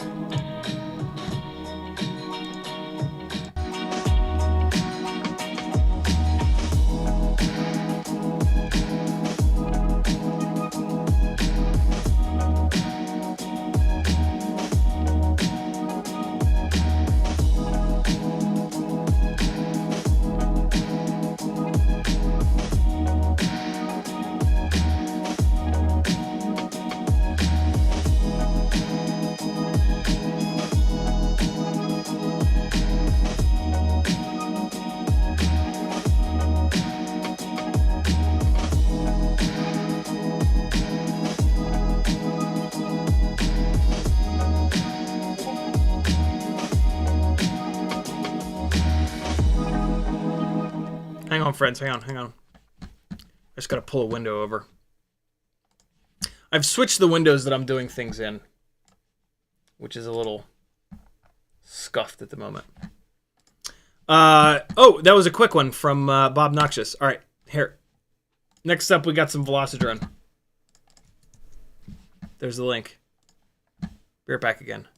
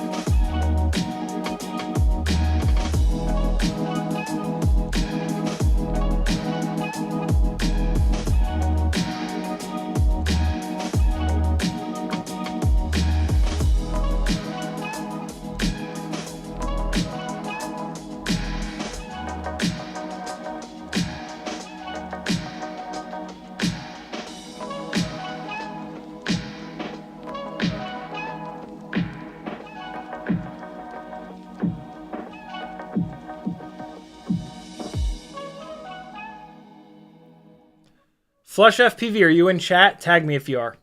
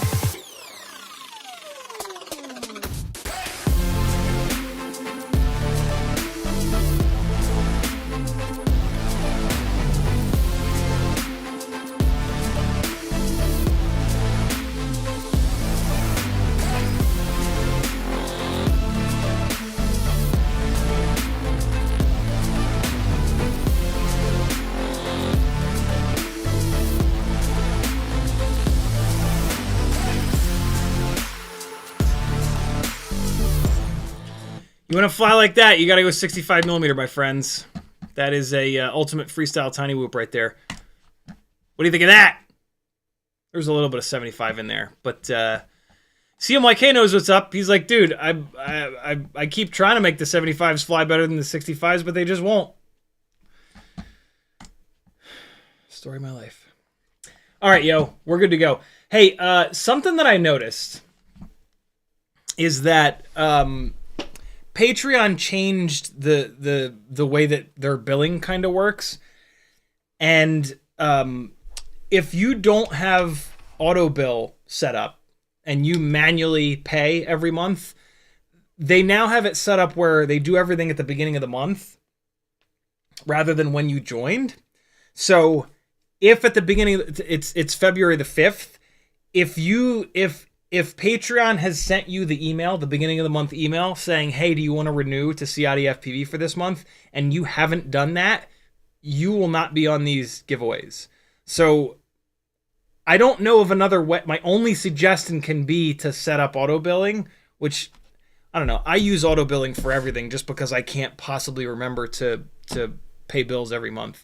I know why you would not want auto billing to be set up. So I get that. So I don't know, maybe make a reminder on your phone or whatever. I don't want somebody to miss out on the giveaways. Because yeah, the way that I have the filters set up, it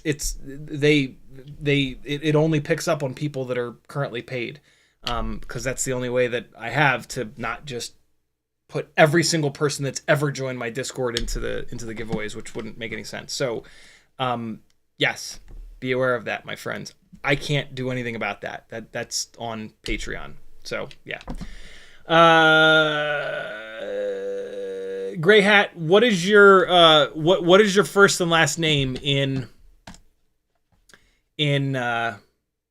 Patreon? I can look really quick for you. Is it Gray Hat? It's Gray Hat. You're on there. You're good. You are good, my friend. All right. Patreon updates really quick, so they're all set. Wait, no, hold on.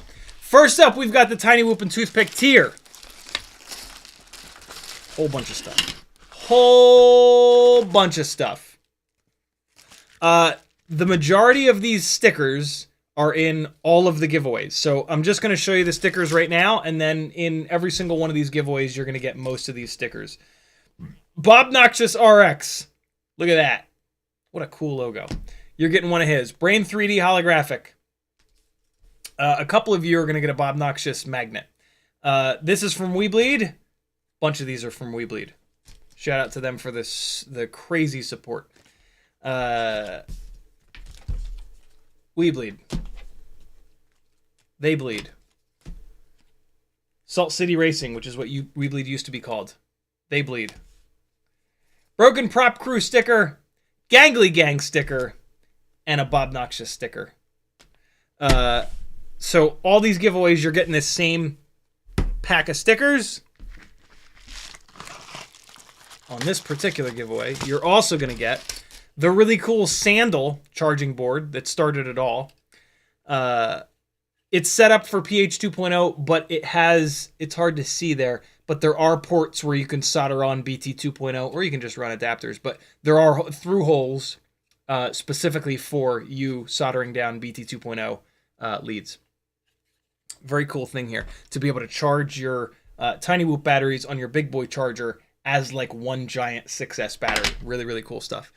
We Bleed FPV magnet, little cool rubberized magnet, packet of motor screws, BT 2.0 male and female leads, PH 2.0 connector, little tiny whip antenna, a set of the 1635 super pitchy old school tri-blade 1mm 1.6 inch props, and then a set and a half of the new school 1609 quad blades, 1mm shaft, soldering sponge, and the big item is a set of Betaflight motors. I think they're 803. Let me double check.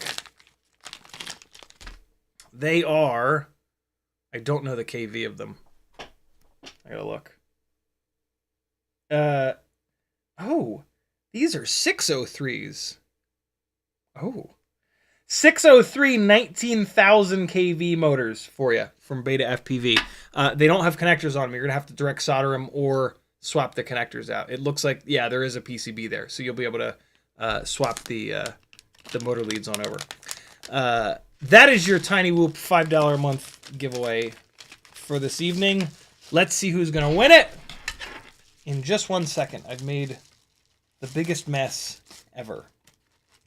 Let me just really quickly stuff a couple of these things in here, and then we will turn on the quad and it will blow all the tickets away other than one.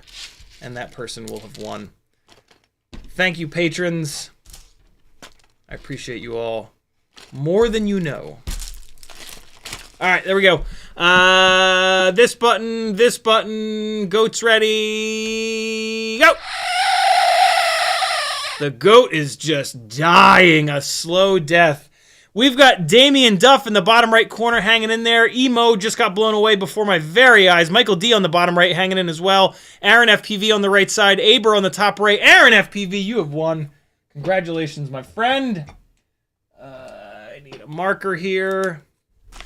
The other cool thing about these being Patreon giveaways is that you guys have to put your address into Patreon. So I don't have to bug Aaron FPV. I can just grab his address off of Patreon and mail him his stuff. Oh, don't tell me another Sharpie is dying.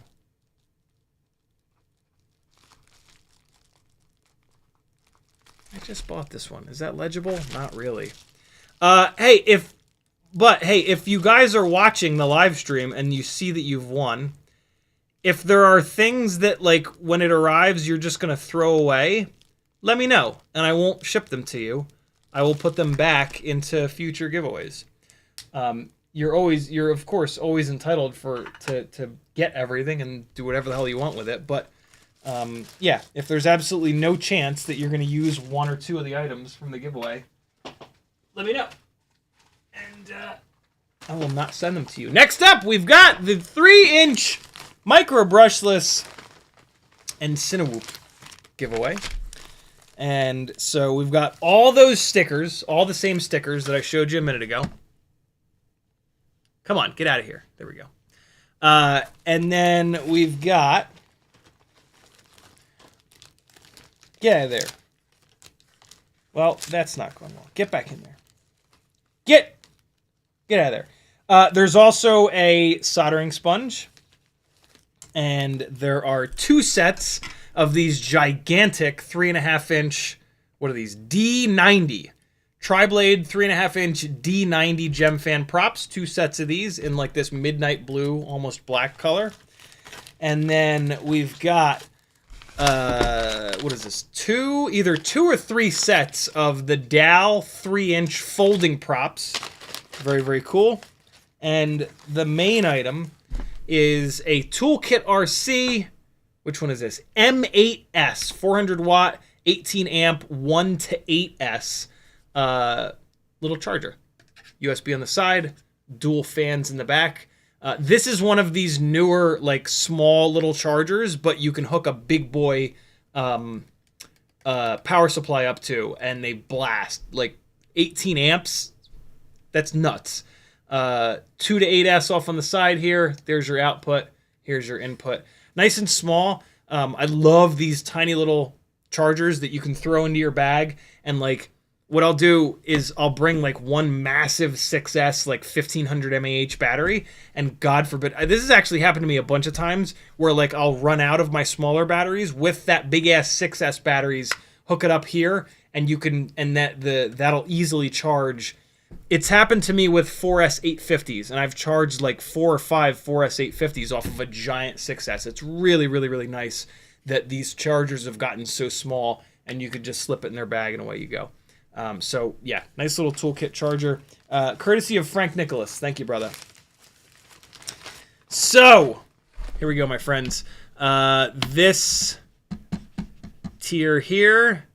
And we've got a little full screen action, and we're going to hit this button, and go!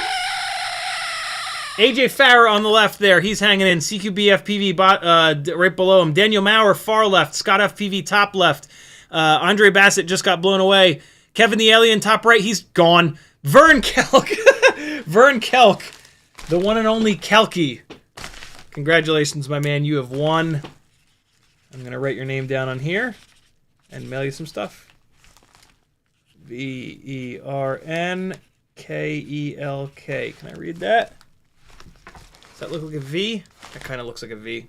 I'll be fine. Congratulations, Vern. Vern Kelk's been around for a long time, man. He's an OG supporter. I appreciate that. Appreciate all the new folks as well, of course. 5-inch tier coming at you. Here we go. So, same big old pack of stickers, but you're also gonna get 6 of these caps that go over XT60 leads, 3 red, 3 black. And then we've got 2 sets of the GemFan Freestyle 4. Yep, GemFan Freestyle 4s. I recently learned that these are Kebab's favorite propellers. Even with all the new propellers that are out, and even with his own I Love You 5.2-inch props, he actually prefers Freestyle 4s. I thought that was kind of funny. We've got a pack of these bright-ass green Pulse battery straps, which are plastic buckles, so they're nice and lightweight. We've got 1 set of Dow Cyclone 5047, more of a racing prop, but if you want to, like, it's always good to try a really high-pitched propeller to see what that's like. It's just good to kind of like set your expectations properly and see what the lower pitch props do better and what the higher pitch props do better. And then we've got a Speedy Bee stack, 30x30 F7 V2. This is going to require Blue Jay change. You're going to want to change Blue Jay on this to 0.16, I think it is. Hang on, let me double check. This is kind of important, so I actually want to check right now. No, that's not it. Here we go. Yep, there was an ESC. It's got a bad version of ESC firmware on it. So yeah. Get it onto Blue Jay 0.16. I've shown you guys how to do that. If you need me to, whoever wins this, if you need me to explain it, just message me and I'll break it down for you. It's super simple. But yeah, it's an entire 30x30 stack, flight controller and ESC. Hey. All right, that's your 5-inch giveaway. Let's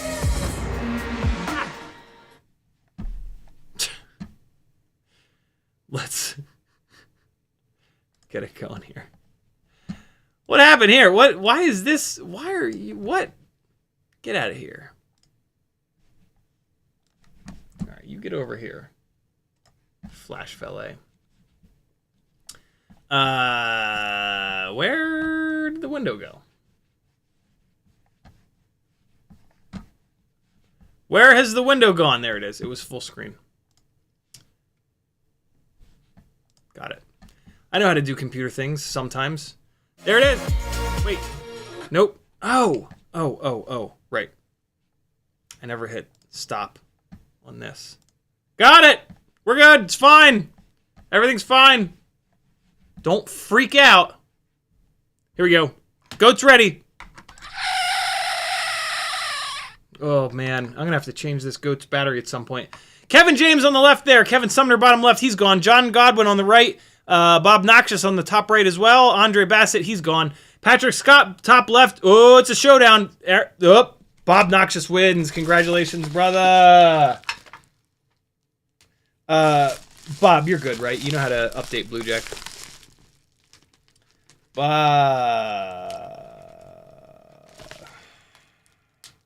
Why can't these... Why can't the extra skinny Sharpies not dry out so goddamn quick?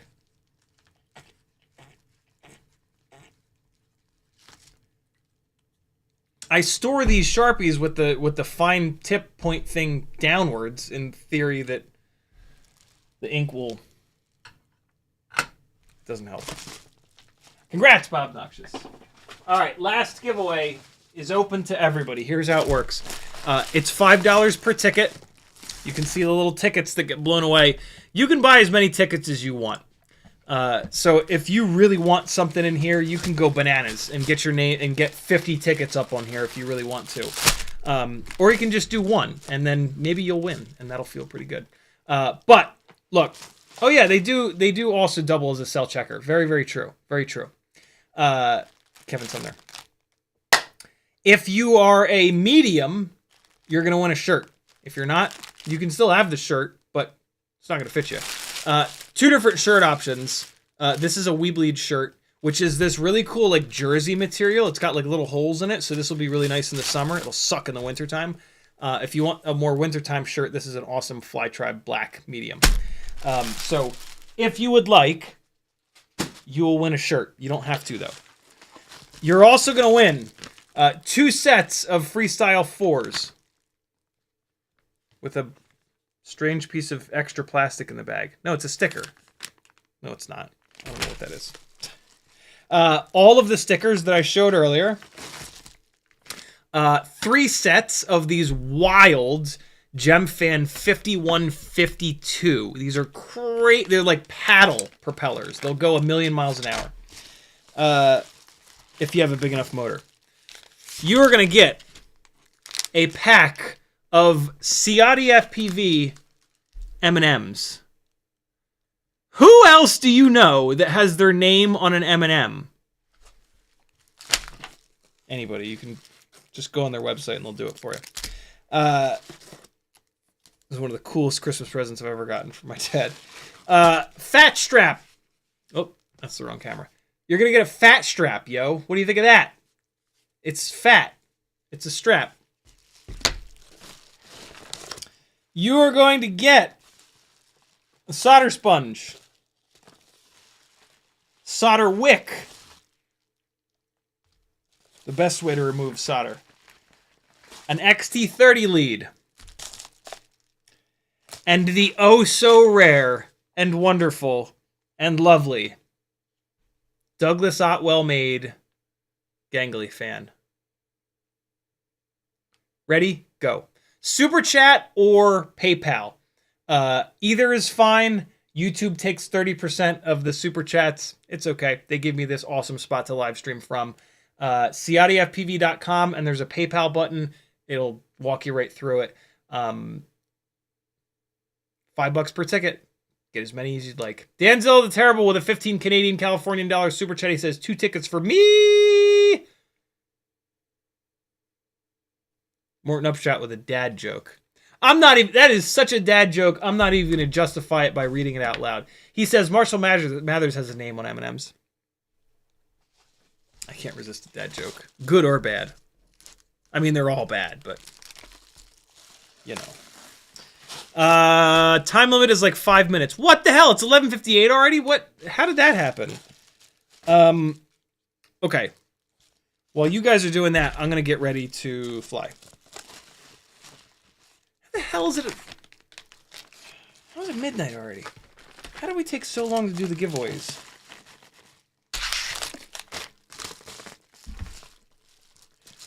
Look at that beautiful sparkly red. Good Lord. Douglas Otwell, man. Outdoing himself. This is the barrel plug that your goggle batteries use. Any 2S or 3S goggle battery will work on this, or you can just go to Amazon and get a power supply that comes with the barrel, the universal barrel plugs, and feed it 12 volts, and it'll run totally fine on 12 volts. Morton Upshot got a dud batch of M&Ms. Half of them had W's. They were W and W's. Why am I putting this down on the ground? All right, here we go. Do some super chats first here. FPV raffle. All right, Denzel the Terrible, you're going on here twice. Thank you for the support, my friend. Once, twice.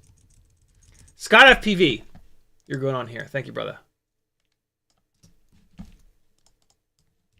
Once. Here, hold on. Let me put this up so that if I'm making any mistakes, you guys can call me on it. Curtis Hayes, $4.99. Thank you, brother. You're going on. You're getting a ticket. Harmless Adam, $10.50. You're getting 2 tickets. Thank you, dude. Whoop. Once. Twice. Bob Bruce. He says, give me a ticket. Deal. Thank you, Bob. All right. And hold on. Let me just switch to this camera before I pull my email up, because God knows what screen it's going to open on. Email. Where are you? What's happening? Where'd you go, email? Hold on, let me just turn it off and on again. What? Where is it? Where'd it go? What? Where the hell is it? There it is. Got it. Okay. Metal Dirtskin with a $40 PayPal. Thank you, brother. He says, that fan, though, Metal Dirtskin. You are going on here 8 times, my friend. Here we go. 1, 2, 3, 4, 5, 6, 7, 8. Nope, not V. There we go. All right. We've got the big horse. That doesn't make any sense. Kevin Fondren with a $20 PayPal. He's getting 4 tickets. Thank you, Kevin. Hold on. There we go.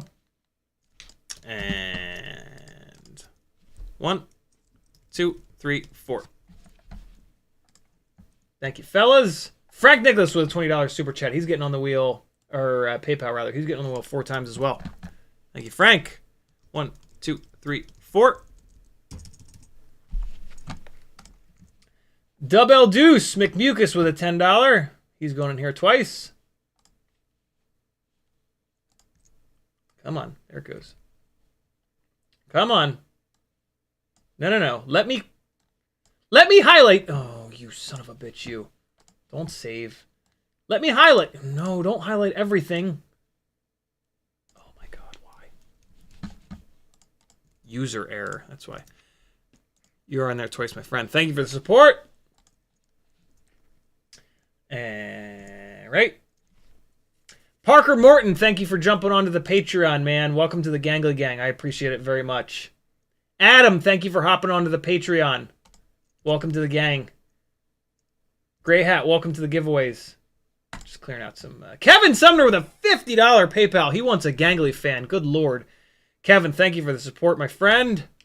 You were going on here a bunch of times. I guess it's 10 times, right?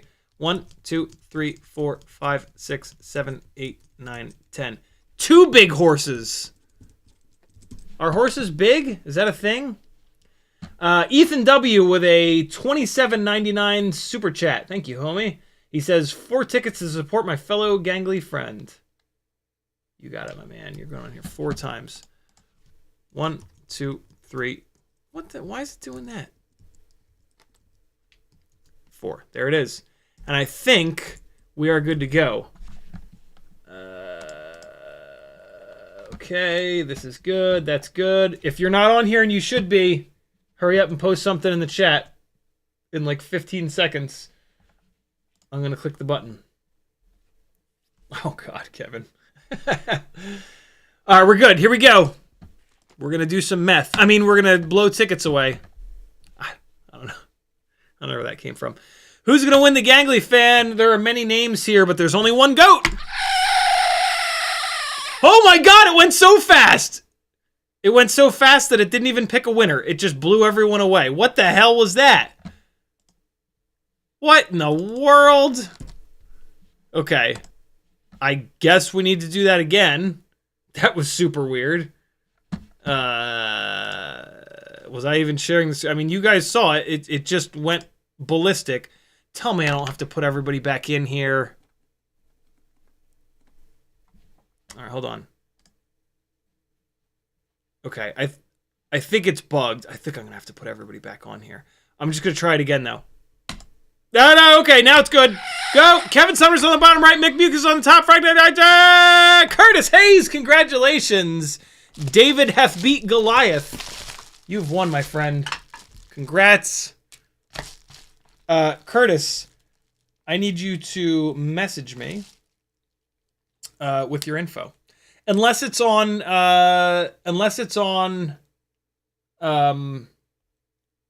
Bing Bong. Unless it's on Patreon. If you're a patron and your address is current on Patreon, then you're good to go. Speaking of, every once in a while, you guys should check your addresses on Patreon.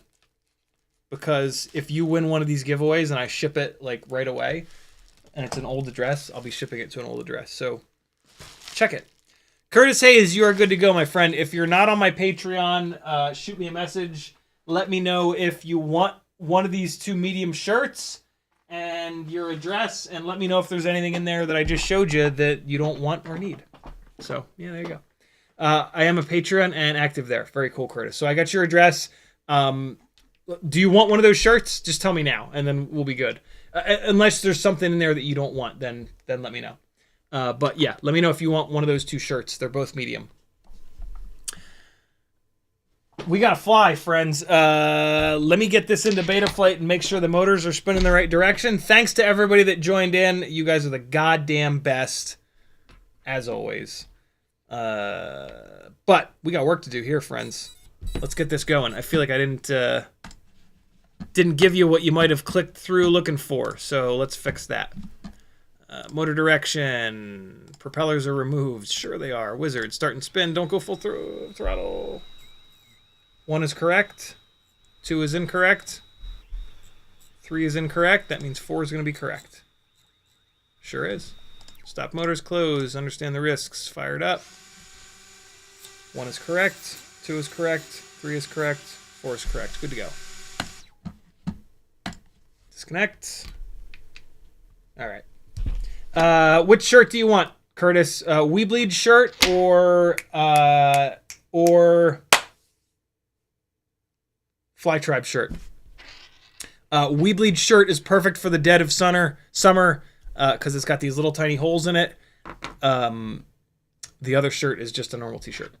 Walksnail, come on over here, friend. And then we got some goggles, and then we got some We Bleed shirt. All right, good deal.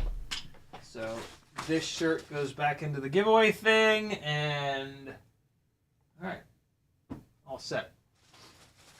Thanks to everybody that played. You guys are the best.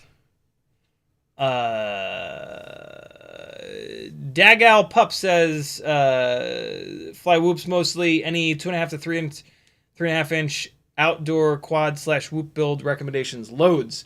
I actually have way more experience with 2.5 inch, 3 inch, 3.5 inch than TinyWhoops. It's just TinyWhoop season. It's too cold to fly outside. So, yeah, it's been all TinyWhoops all the time. Over on Joshua Bardwell's website, FPV Know-It-All, there's a micro section that I've helped him curate. So lots of good stuff over there. And then, yeah, just past live streams have tons and tons and tons of info on 3-inch stuff. Just go like more than 6 months back and just use the search feature on my website or on my YouTube. That's going to be the best your best bet to look for like some specific stuff. If you don't know what I mean when I say that, when you go to anybody's channel, there's a little magnifying glass here, and you can search their entire channel. So if you search for like 3-inch freestyle, it'll find tons and tons and tons of videos comparing 7 3-inch freestyle frames. Oh God, I didn't mean to click it. I just meant to highlight it. 2-inch versus 3-inch versus 5. Wow, that's from 6 years ago. Yeah, lots and lots and lots of stuff. Specking out sub 250 3-inch and 3.5-inch builds. The impossible. That's not a good one.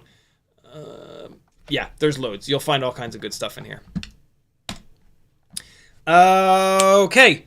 Current setup is 802 30,000 kV motors on the Walksnail Freestyle setup. Meteor75 Air frame. Folded cell 450 mAh battery. I gotta turn these goggles on now so that they have time to boot up. And let's kick this on. Transmitter's up. All right, here we go.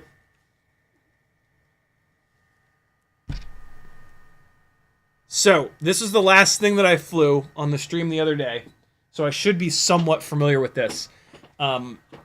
This is just me. This is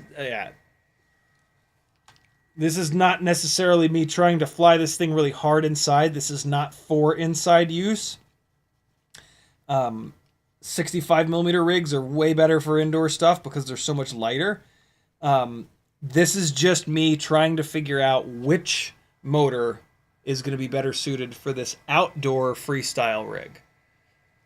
Specifically jungle gym smashing and bashing and crashing and slamming and flamming and blamming and whamming and cramming and...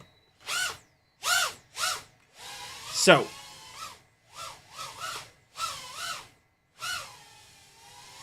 basement is still all torn up, unfortunately. The rain that we got the other day, I'm stuck inside of the PSVR2 headset. Are you fucking kidding me right now? What are the goddamn chances?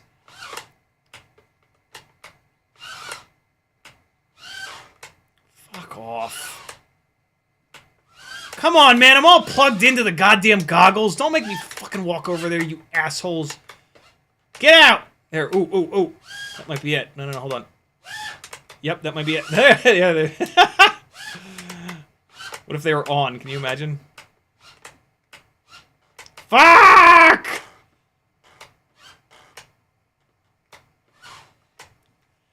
Oh, you son of a whore.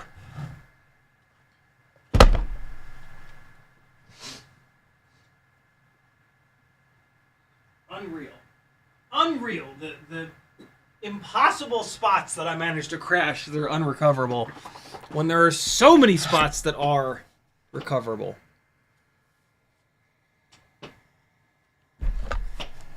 VTX overheating, yeah. Hold on, let me make sure you guys didn't lose video. Alright, we're good. And now this battery is shot. Because I spent half of it turtle boating. Oh god, alright.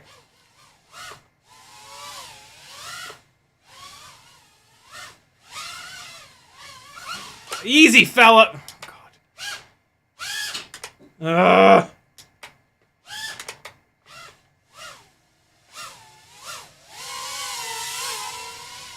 Alright. 802, 30,000s. This is not what this rig does well. But, that's okay. If I can make this thing work inside the house... it's gonna be insane in the jungle gyms. Wow, it doesn't even have the power to turtle mode right now. No, it's just hung up on something. I was gonna say, Jesus.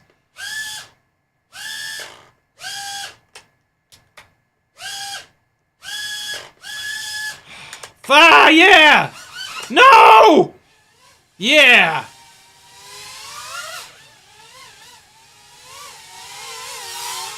Battery's getting a little low. You can run these 450 batteries down a little bit lower than the 350s. God, this thing feels fucking terrible. Oh, why? Why always unrecoverable? Why? Oh, no. Get out of there. It'll never come out. Oh, God. I hate flying 75mm rigs. I hate it. All right. Here we go. Come on now! God damn it! Come on! Battery's dead too. I'm just gonna fly it right back home.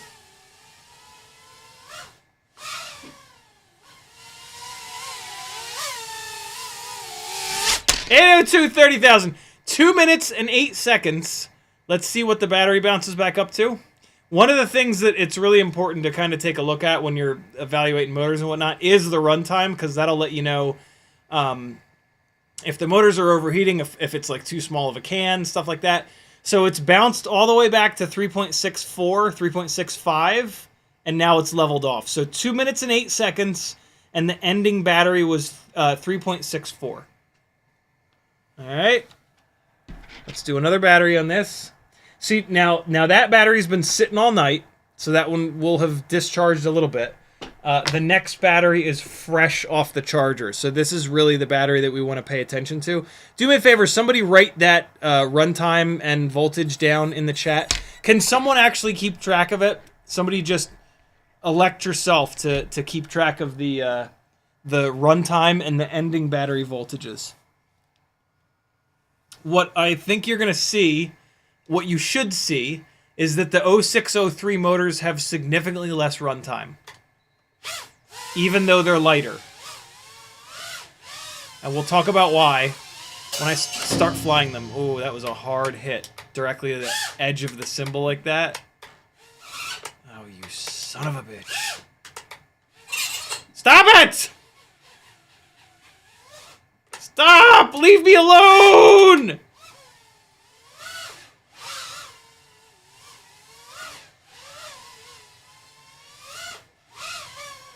We're also not necessarily looking at, like, prop wash handling, because I haven't really tuned this.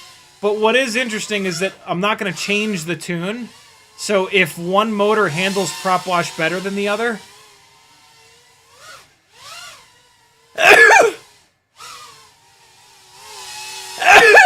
Oh God, it's all going crazy. That does matter. That means that one motor has better response time than the other, which is a significant thing. So we'll pay a little bit of attention to that. Ugh, no!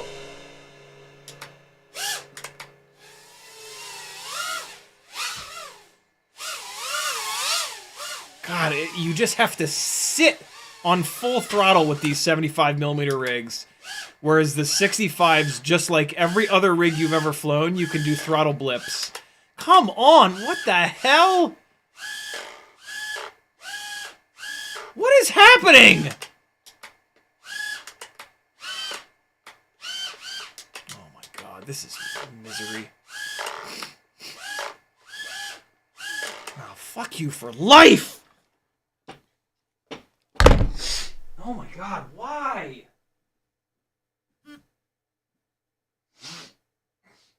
Okay.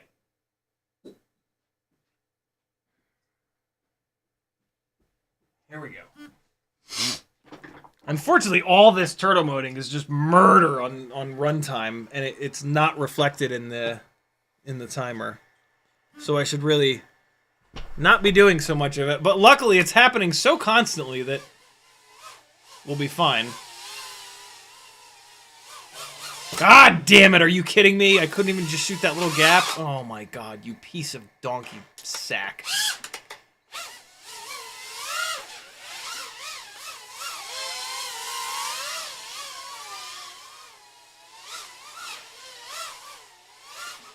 Oh! No! Oh, this is just... You're so fat! Quad! This is me fat-shaming the quad! 2 minutes and 8 seconds! Same exact runtime. Let's see what the battery bounces back up to. 2 minutes and 10. 3.62. 3.63. 4. Alright, so 2 minutes and 10 seconds. Almost dead on the money. 3.65. It's probably going to stop there.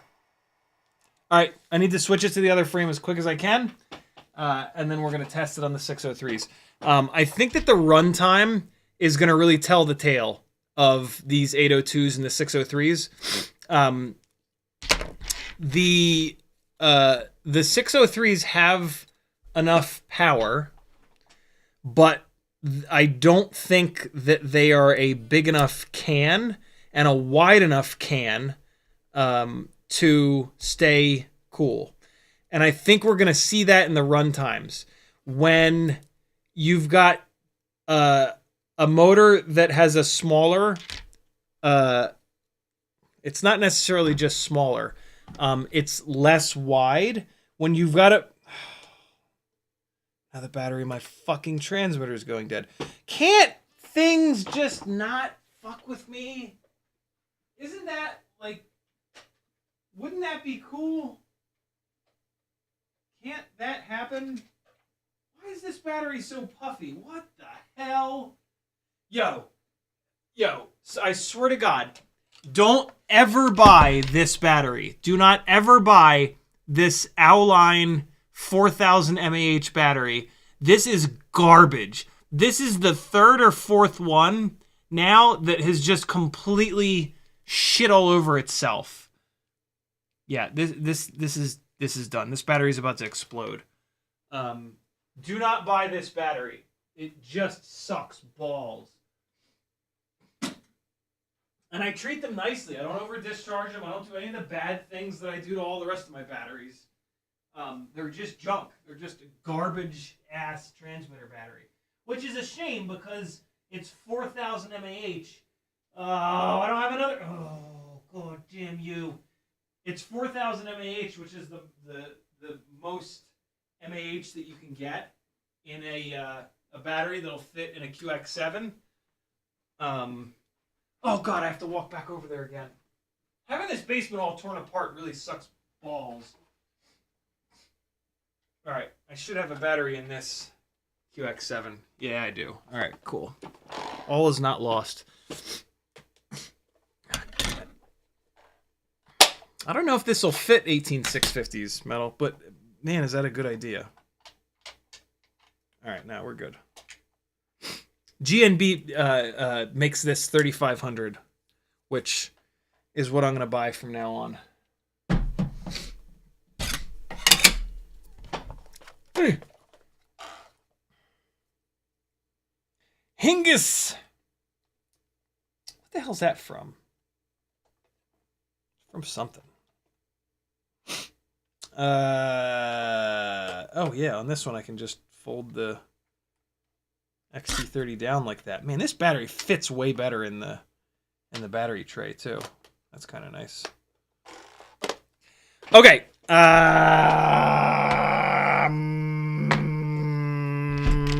Quick switch. Quick. Harmless Adam says drum vid soon. Probably not. My parents put me into private drum lessons at the age of like 9 years old. With an incredible jazz drummer up in New Jersey named Tony DiNicola. And I played drums all through college. And then after college, I moved into apartments. And that was the end of that. And so all through my 20s and 30s, I did not play drums at all.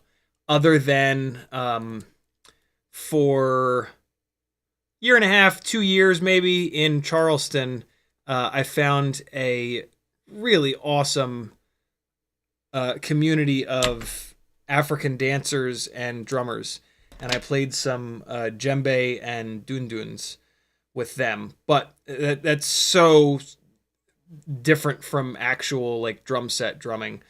So now here in the house, for the first time in pretty much 20 years, I've been able to set my drum set back up again, and I noodle around a little bit here and there, and it is like riding a bike to some extent, but like I'm just horrified with like how much worse that I am, of course, because that's just the sickness that I have. And so yeah, like every so often I'll when I sit down at it and I'm not sucking, I'll do like a quick Instagram stream. So if you do want to see me play drums at some point, you're gonna have to join my Instagram, because I'll never do it here on YouTube. But yeah, I think I've only done that like once. And I like the big mistake I made was like following a bunch of drummers and Drumeo on YouTube, and like seeing how absolutely ridiculous like everybody is now. But yeah, it's very fun. What I'm looking most forward to, I got Azalea, Maggie's 13-year-old, a guitar for Christmas, and she's been and I've got her in some guitar lessons, really cool little local place here, and she used to play violin, so she's picking it up really quick. And yeah, I'm hoping that her and I can jam at some point here. That is like really the carrot on a string for me right now. That would just be the coolest thing ever. But at the moment, she's a little bit too self-conscious. She's got that kind of similar thing that I do of like you know, until you're good at something, it's just mind-crushingly embarrassing, which is just so silly. But like, welcome to America. So yeah, I'm hoping that she gets some confidence around it and learns a couple songs, because that would be very, very fun. All right. Also, my live streams are all late, and you know, our bedroom is roughly right above where the drum set is. So a lot of times when I'm streaming, Maggie's trying to lay down and go to sleep. So not a great time for me to be blasting. It's also it's like an old cock rock drum set. So it's got a massive 24-inch bass drum, big 12, 13, 16-inch toms. So it's really loud. It is not like a jazz set where you can play quietly. It's like a big, thunderous, fuck-off drum set. So yeah, like when I'm playing, it is quite loud. Although it actually kind of blows me away that it's not way louder upstairs. If I close both of the doors down here, I could be murdering prostitutes down here and nobody would know. What I do in my private time is not of your concern. I promise I've never murdered anyone. What a psychopath. All right, here we... The hell just happened? Why did that pop up like that? Did I not get this threaded in? Oh, I didn't. Well, there you go. Remember how I mentioned, like, it's very easy to get these screws to not thread into the posts and to thread into in between the post and the rubber grommet? Just happened.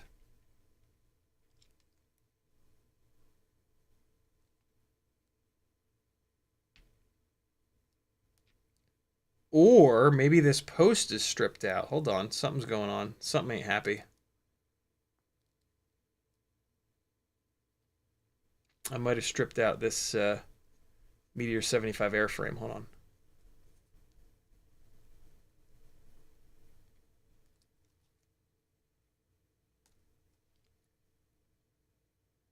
Nope, we're good. I was just screwing it in between the rubber and the post. That's what happens when you're in a hurry. Okay. And get these motors plugged in. We'll be good to go. The leads on these 603s are like ever so slightly too short. So I'm going to fly this a little bit more carefully because I don't want to rip these. It doesn't matter if I rip these off. I'll just fix them. Okay.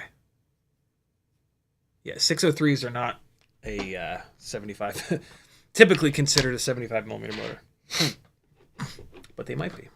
Here we go! I'm going to assume that they're spinning the right direction. That might be dumb. But let's just see.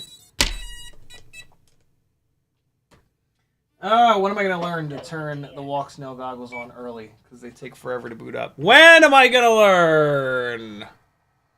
Right, 9 says, yes, you suck at neighbors. Sincerely, you suck at drums. Sincerely, your neighbors. Do you think Igow motors are better than 1002 21,000 kV motors? Not better, different. The Igow motors are not going to handle heat nearly as well, but they are going to make a ton more power because of the kV, the significantly higher kV. So, yeah, those two motors are drastically different. 1002 21,000 kV versus 802 27,000 kV. That is fucking, the motors aren't spinning the right direction. That is a comparison that, yeah, there's just not one that's better than the other. They're completely different. The 1002 motor is going to handle bigger, more draggy propellers better, and it's going to handle carrying a heavier payload better. And then the 802 27,000s are going to make more power, deal with, you're going to want to pair them with less draggy, lighter weight propellers. And yeah, that's basically that. Motor 1 is wrong. Motor 2 is wrong. They're all going to be wrong. Motor 3 is wrong. Motor 4 is wrong. Now they're all right. 1 correct, 2 correct, 3 correct, 4 correct. All right, here we go. And let's put this guy in here. And hit that button, hit this button, hit this button over here. Okay, we're good.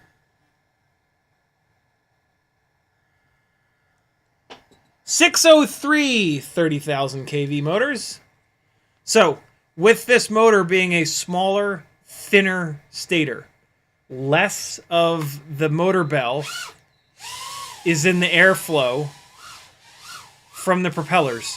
So these motors are going to get hotter. I'm asking a lot of these motors. This is picking up, this is spinning a 1 point... You fucking motherfucker, you.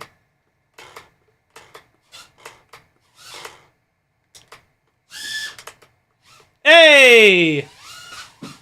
Fuck you.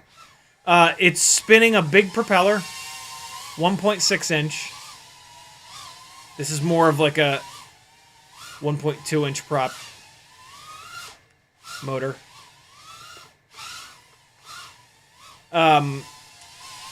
And it's really high kV, right? 30,000 kV is usually what we run on the smaller props. But this motor size, 603, makes really good power. Even though it's a smaller stator than 802, it actually makes more power. Because the stator height is more important than the stator width when it comes to making power. But the problem with this motor is I'm asking too much for it, I think. I'm asking it to spin a propeller that's too big and lift up a payload that's too heavy. And the 802, I could tell this the other night on last night's stream. The 802 is staying cooler. Now watch this. Look at the runtime, right? 1 minute and 36. Watch the 366, 367, and that's it. 368, 367. So that's it. It's not going to bounce back up any farther than 368, and I only got 1 minute and 36 seconds. Let's run another battery. So now this next battery is fresh off the charger. So what's happening with these motors is that they're making a little bit more power, which is great, and they are slightly lighter, but the runtime is taking a bath because the motor can being thinner, less of the motor is in the airflow. So the motors are getting hotter. When I touch these motors, I can feel actual heat in them, which for a TinyWhoop never happens. Like, no matter how hard I've ever flown a TinyWhoop, I bring it back in and I touch the motors and they're cool to the touch. This is the first time I've ever felt a TinyWhoop motor that's hot. And so what that means is that in the air, it's boiling, right? Like something about the TinyWhoop motors, they cool down really quick. So from a flight performance standpoint, I really like these motors. They make a little bit more power and they're a little bit lighter. But in this case, I will take the extra runtime, and I'll also just take it's just sketchy to have a motor on a rig that's getting hot like this. And especially when the plan is to take this outside and go full throttle a lot more often outside, right? So like, if these motors are getting hot in here, they're gonna just melt. Maybe not actually melt, but you know what I'm saying. Once I get them outside. And we're gonna confirm that one more time. This is what went down last night, and we're gonna confirm it here tonight. But what I will say is that these motors fly better than any other motor that I've had on this rig. That is something that happens with lightweight motors, though. Like 2306s versus 2207s, it's the same kind of deal. The 2306s fly better because they're lighter. But some people would rather have the extra power that they get out of a 2207. So now let's watch it bounce back up. It's bouncing back up a little bit too far. Let's put a little bit more into it. I want it to bounce back up to the same amount so that we can judge by the runtime. This is actually a little mount that I usually hang that I have hung the iPhone on to do little silly Instagram streams. All right, 3.6, 3.64, 6.5, 6.6, 6.7. Well, okay, 1 minute and 54, 3.68. Okay, that's a little bit better. I did spend a bunch of time towards the end of that battery just kind of limping it around. So 3.68, it's settling at 3.68. So 15 to 20 less seconds of runtime, which is significant. Here's the thing. Here's the other thing, right? Is that when you have a motor on a freestyle rig... Screen was black? Oh, man. Did I not hit the button? I didn't hit the button. Oh, no, I did hit the button, but the USB cord is fucking up again. God damn it. All right, well, you didn't miss much. I flew like shit. When you have a motor on a freestyle rig that's ever so slightly too small and it gets a little bit too hot, you end up with a motor that is not going to give you consistent flight performance. Meaning, you've got a motor that when you've been leaning into the throttle, the motor is going to get hot, the magnets are going to get hot, and that motor is going to make less power. So God forbid you push it into something and heat the motors up, and then you almost ram into something and you need to go full steam to stop the rig, it's going to have less power.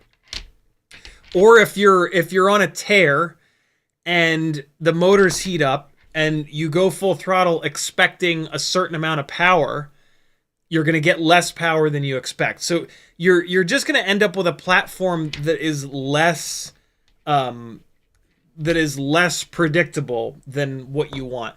And so yeah, these 603s, flying them outside is almost certainly going to have that be a thing that we sort of deal with, and I don't like that. Like I don't want that setup. I don't want something that is lacking a little bit of consistency. So for me, it's 802 30,000s.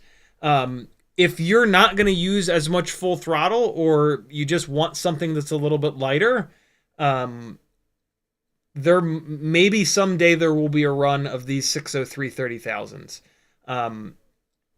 Because it's a really interesting, really cool motor size that Jesse and I have talked about a bunch now. So yeah, maybe. But for a rig that's this heavy, the 802s clearly have significantly more runtime, right? 15 to 20 seconds is a lot. And they're just not hot. When I come down with these motors and I touch them, they're nice and cool. When I come down with these 603s and I touch them, they're not. Like, they are noticeably warm, if not hot. So yeah, this is just kind of last night when I did the tests, these 802s were on a heavier frame, and that just introduces a bunch of weirdness to that testing. But these felt exactly the same as they did last night, these 802s maybe felt a little bit better because they're in a slightly lighter frame. So yeah, man.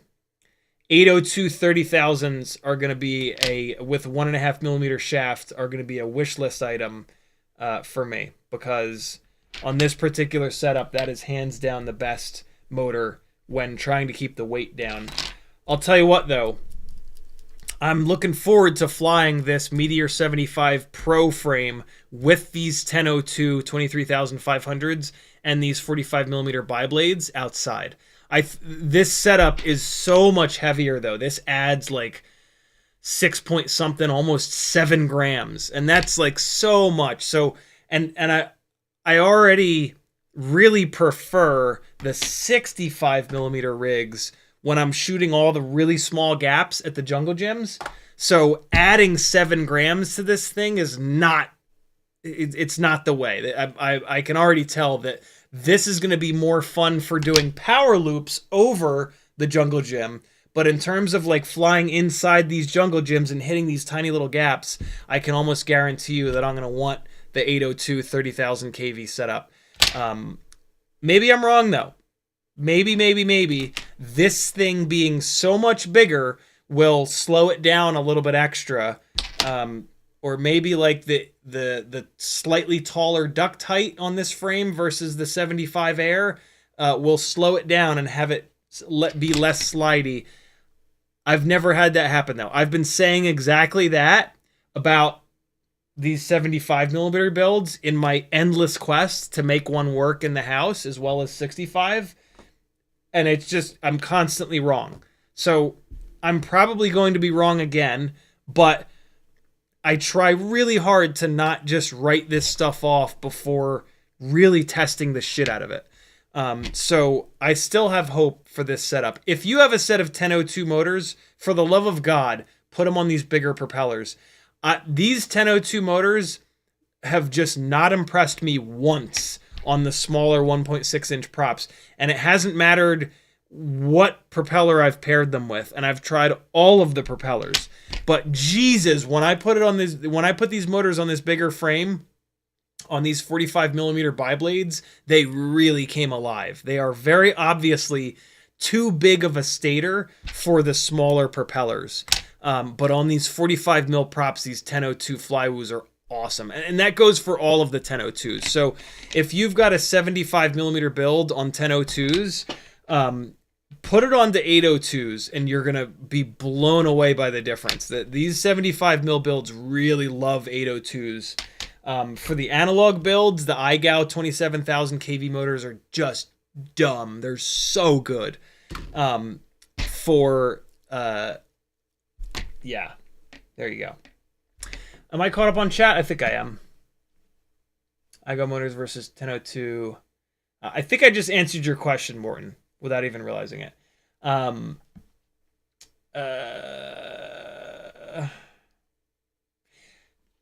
will say this. I really do wish that there was like a 30,000 kV 1002.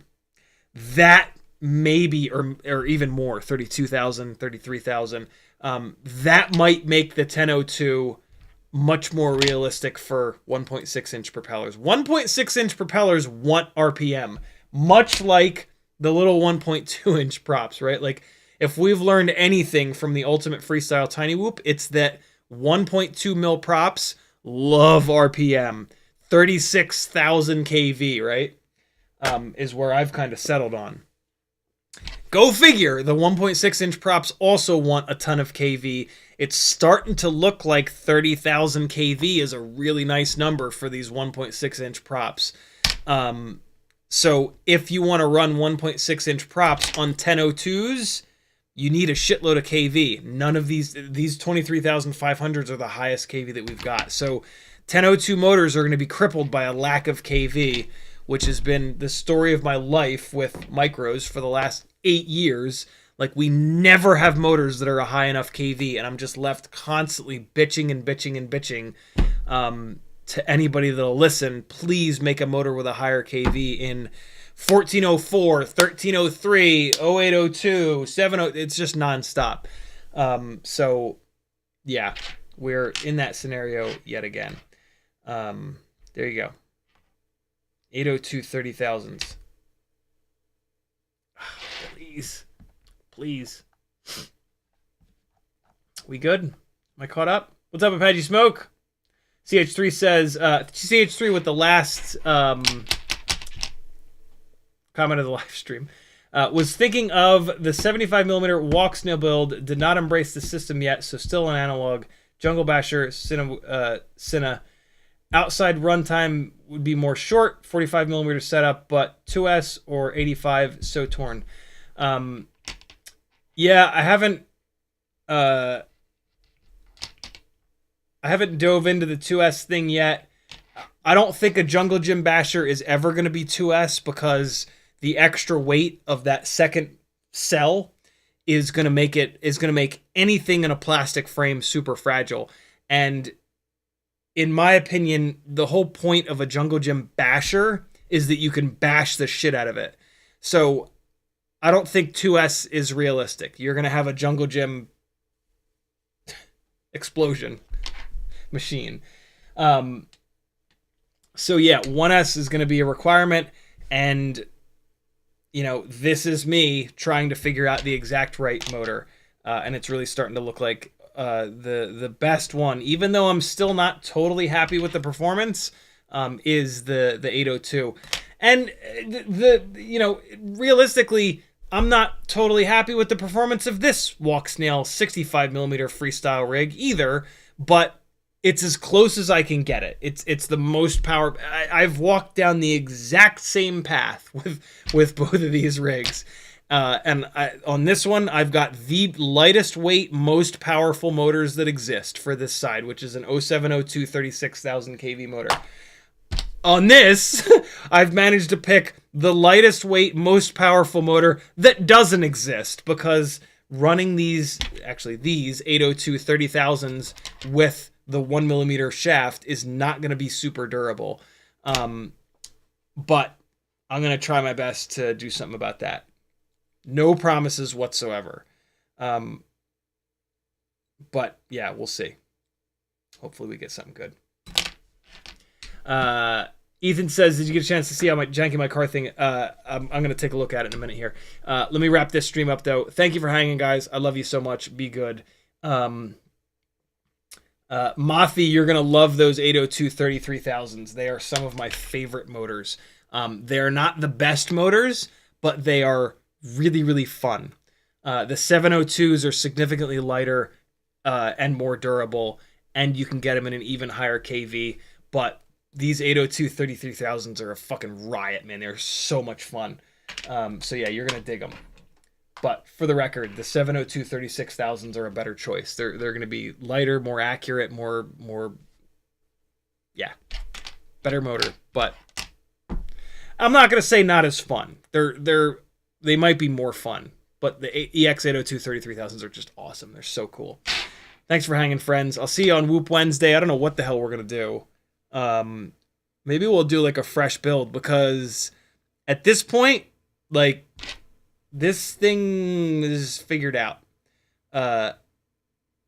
I'm going to play around with these 1002s in this big, giant, heavy-ass frame. But this is almost certainly not where this thing is going to live, other than just like railing it down the street with as much power as possible. This Meteor75 Air frame is where it's going to really end up. And I'll see if I can get us some really cool motors for it. Cool. Thanks for hanging, people. Be good. Here comes some random flying with some random Epidemic Sounds music, as usual.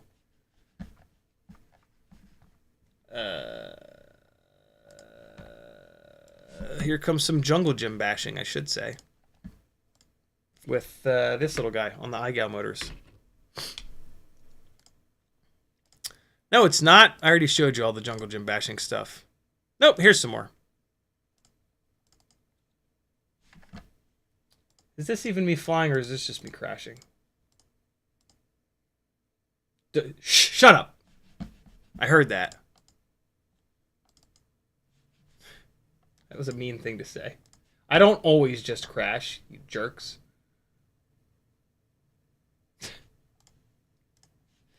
Be good, friends. Why is it not playing? It's playing in the background. Love you, bye! See you Wednesday. CiottiFPV.com. Click all the buttons or I'll die. Bye-bye! That's not the right button. This is the right button.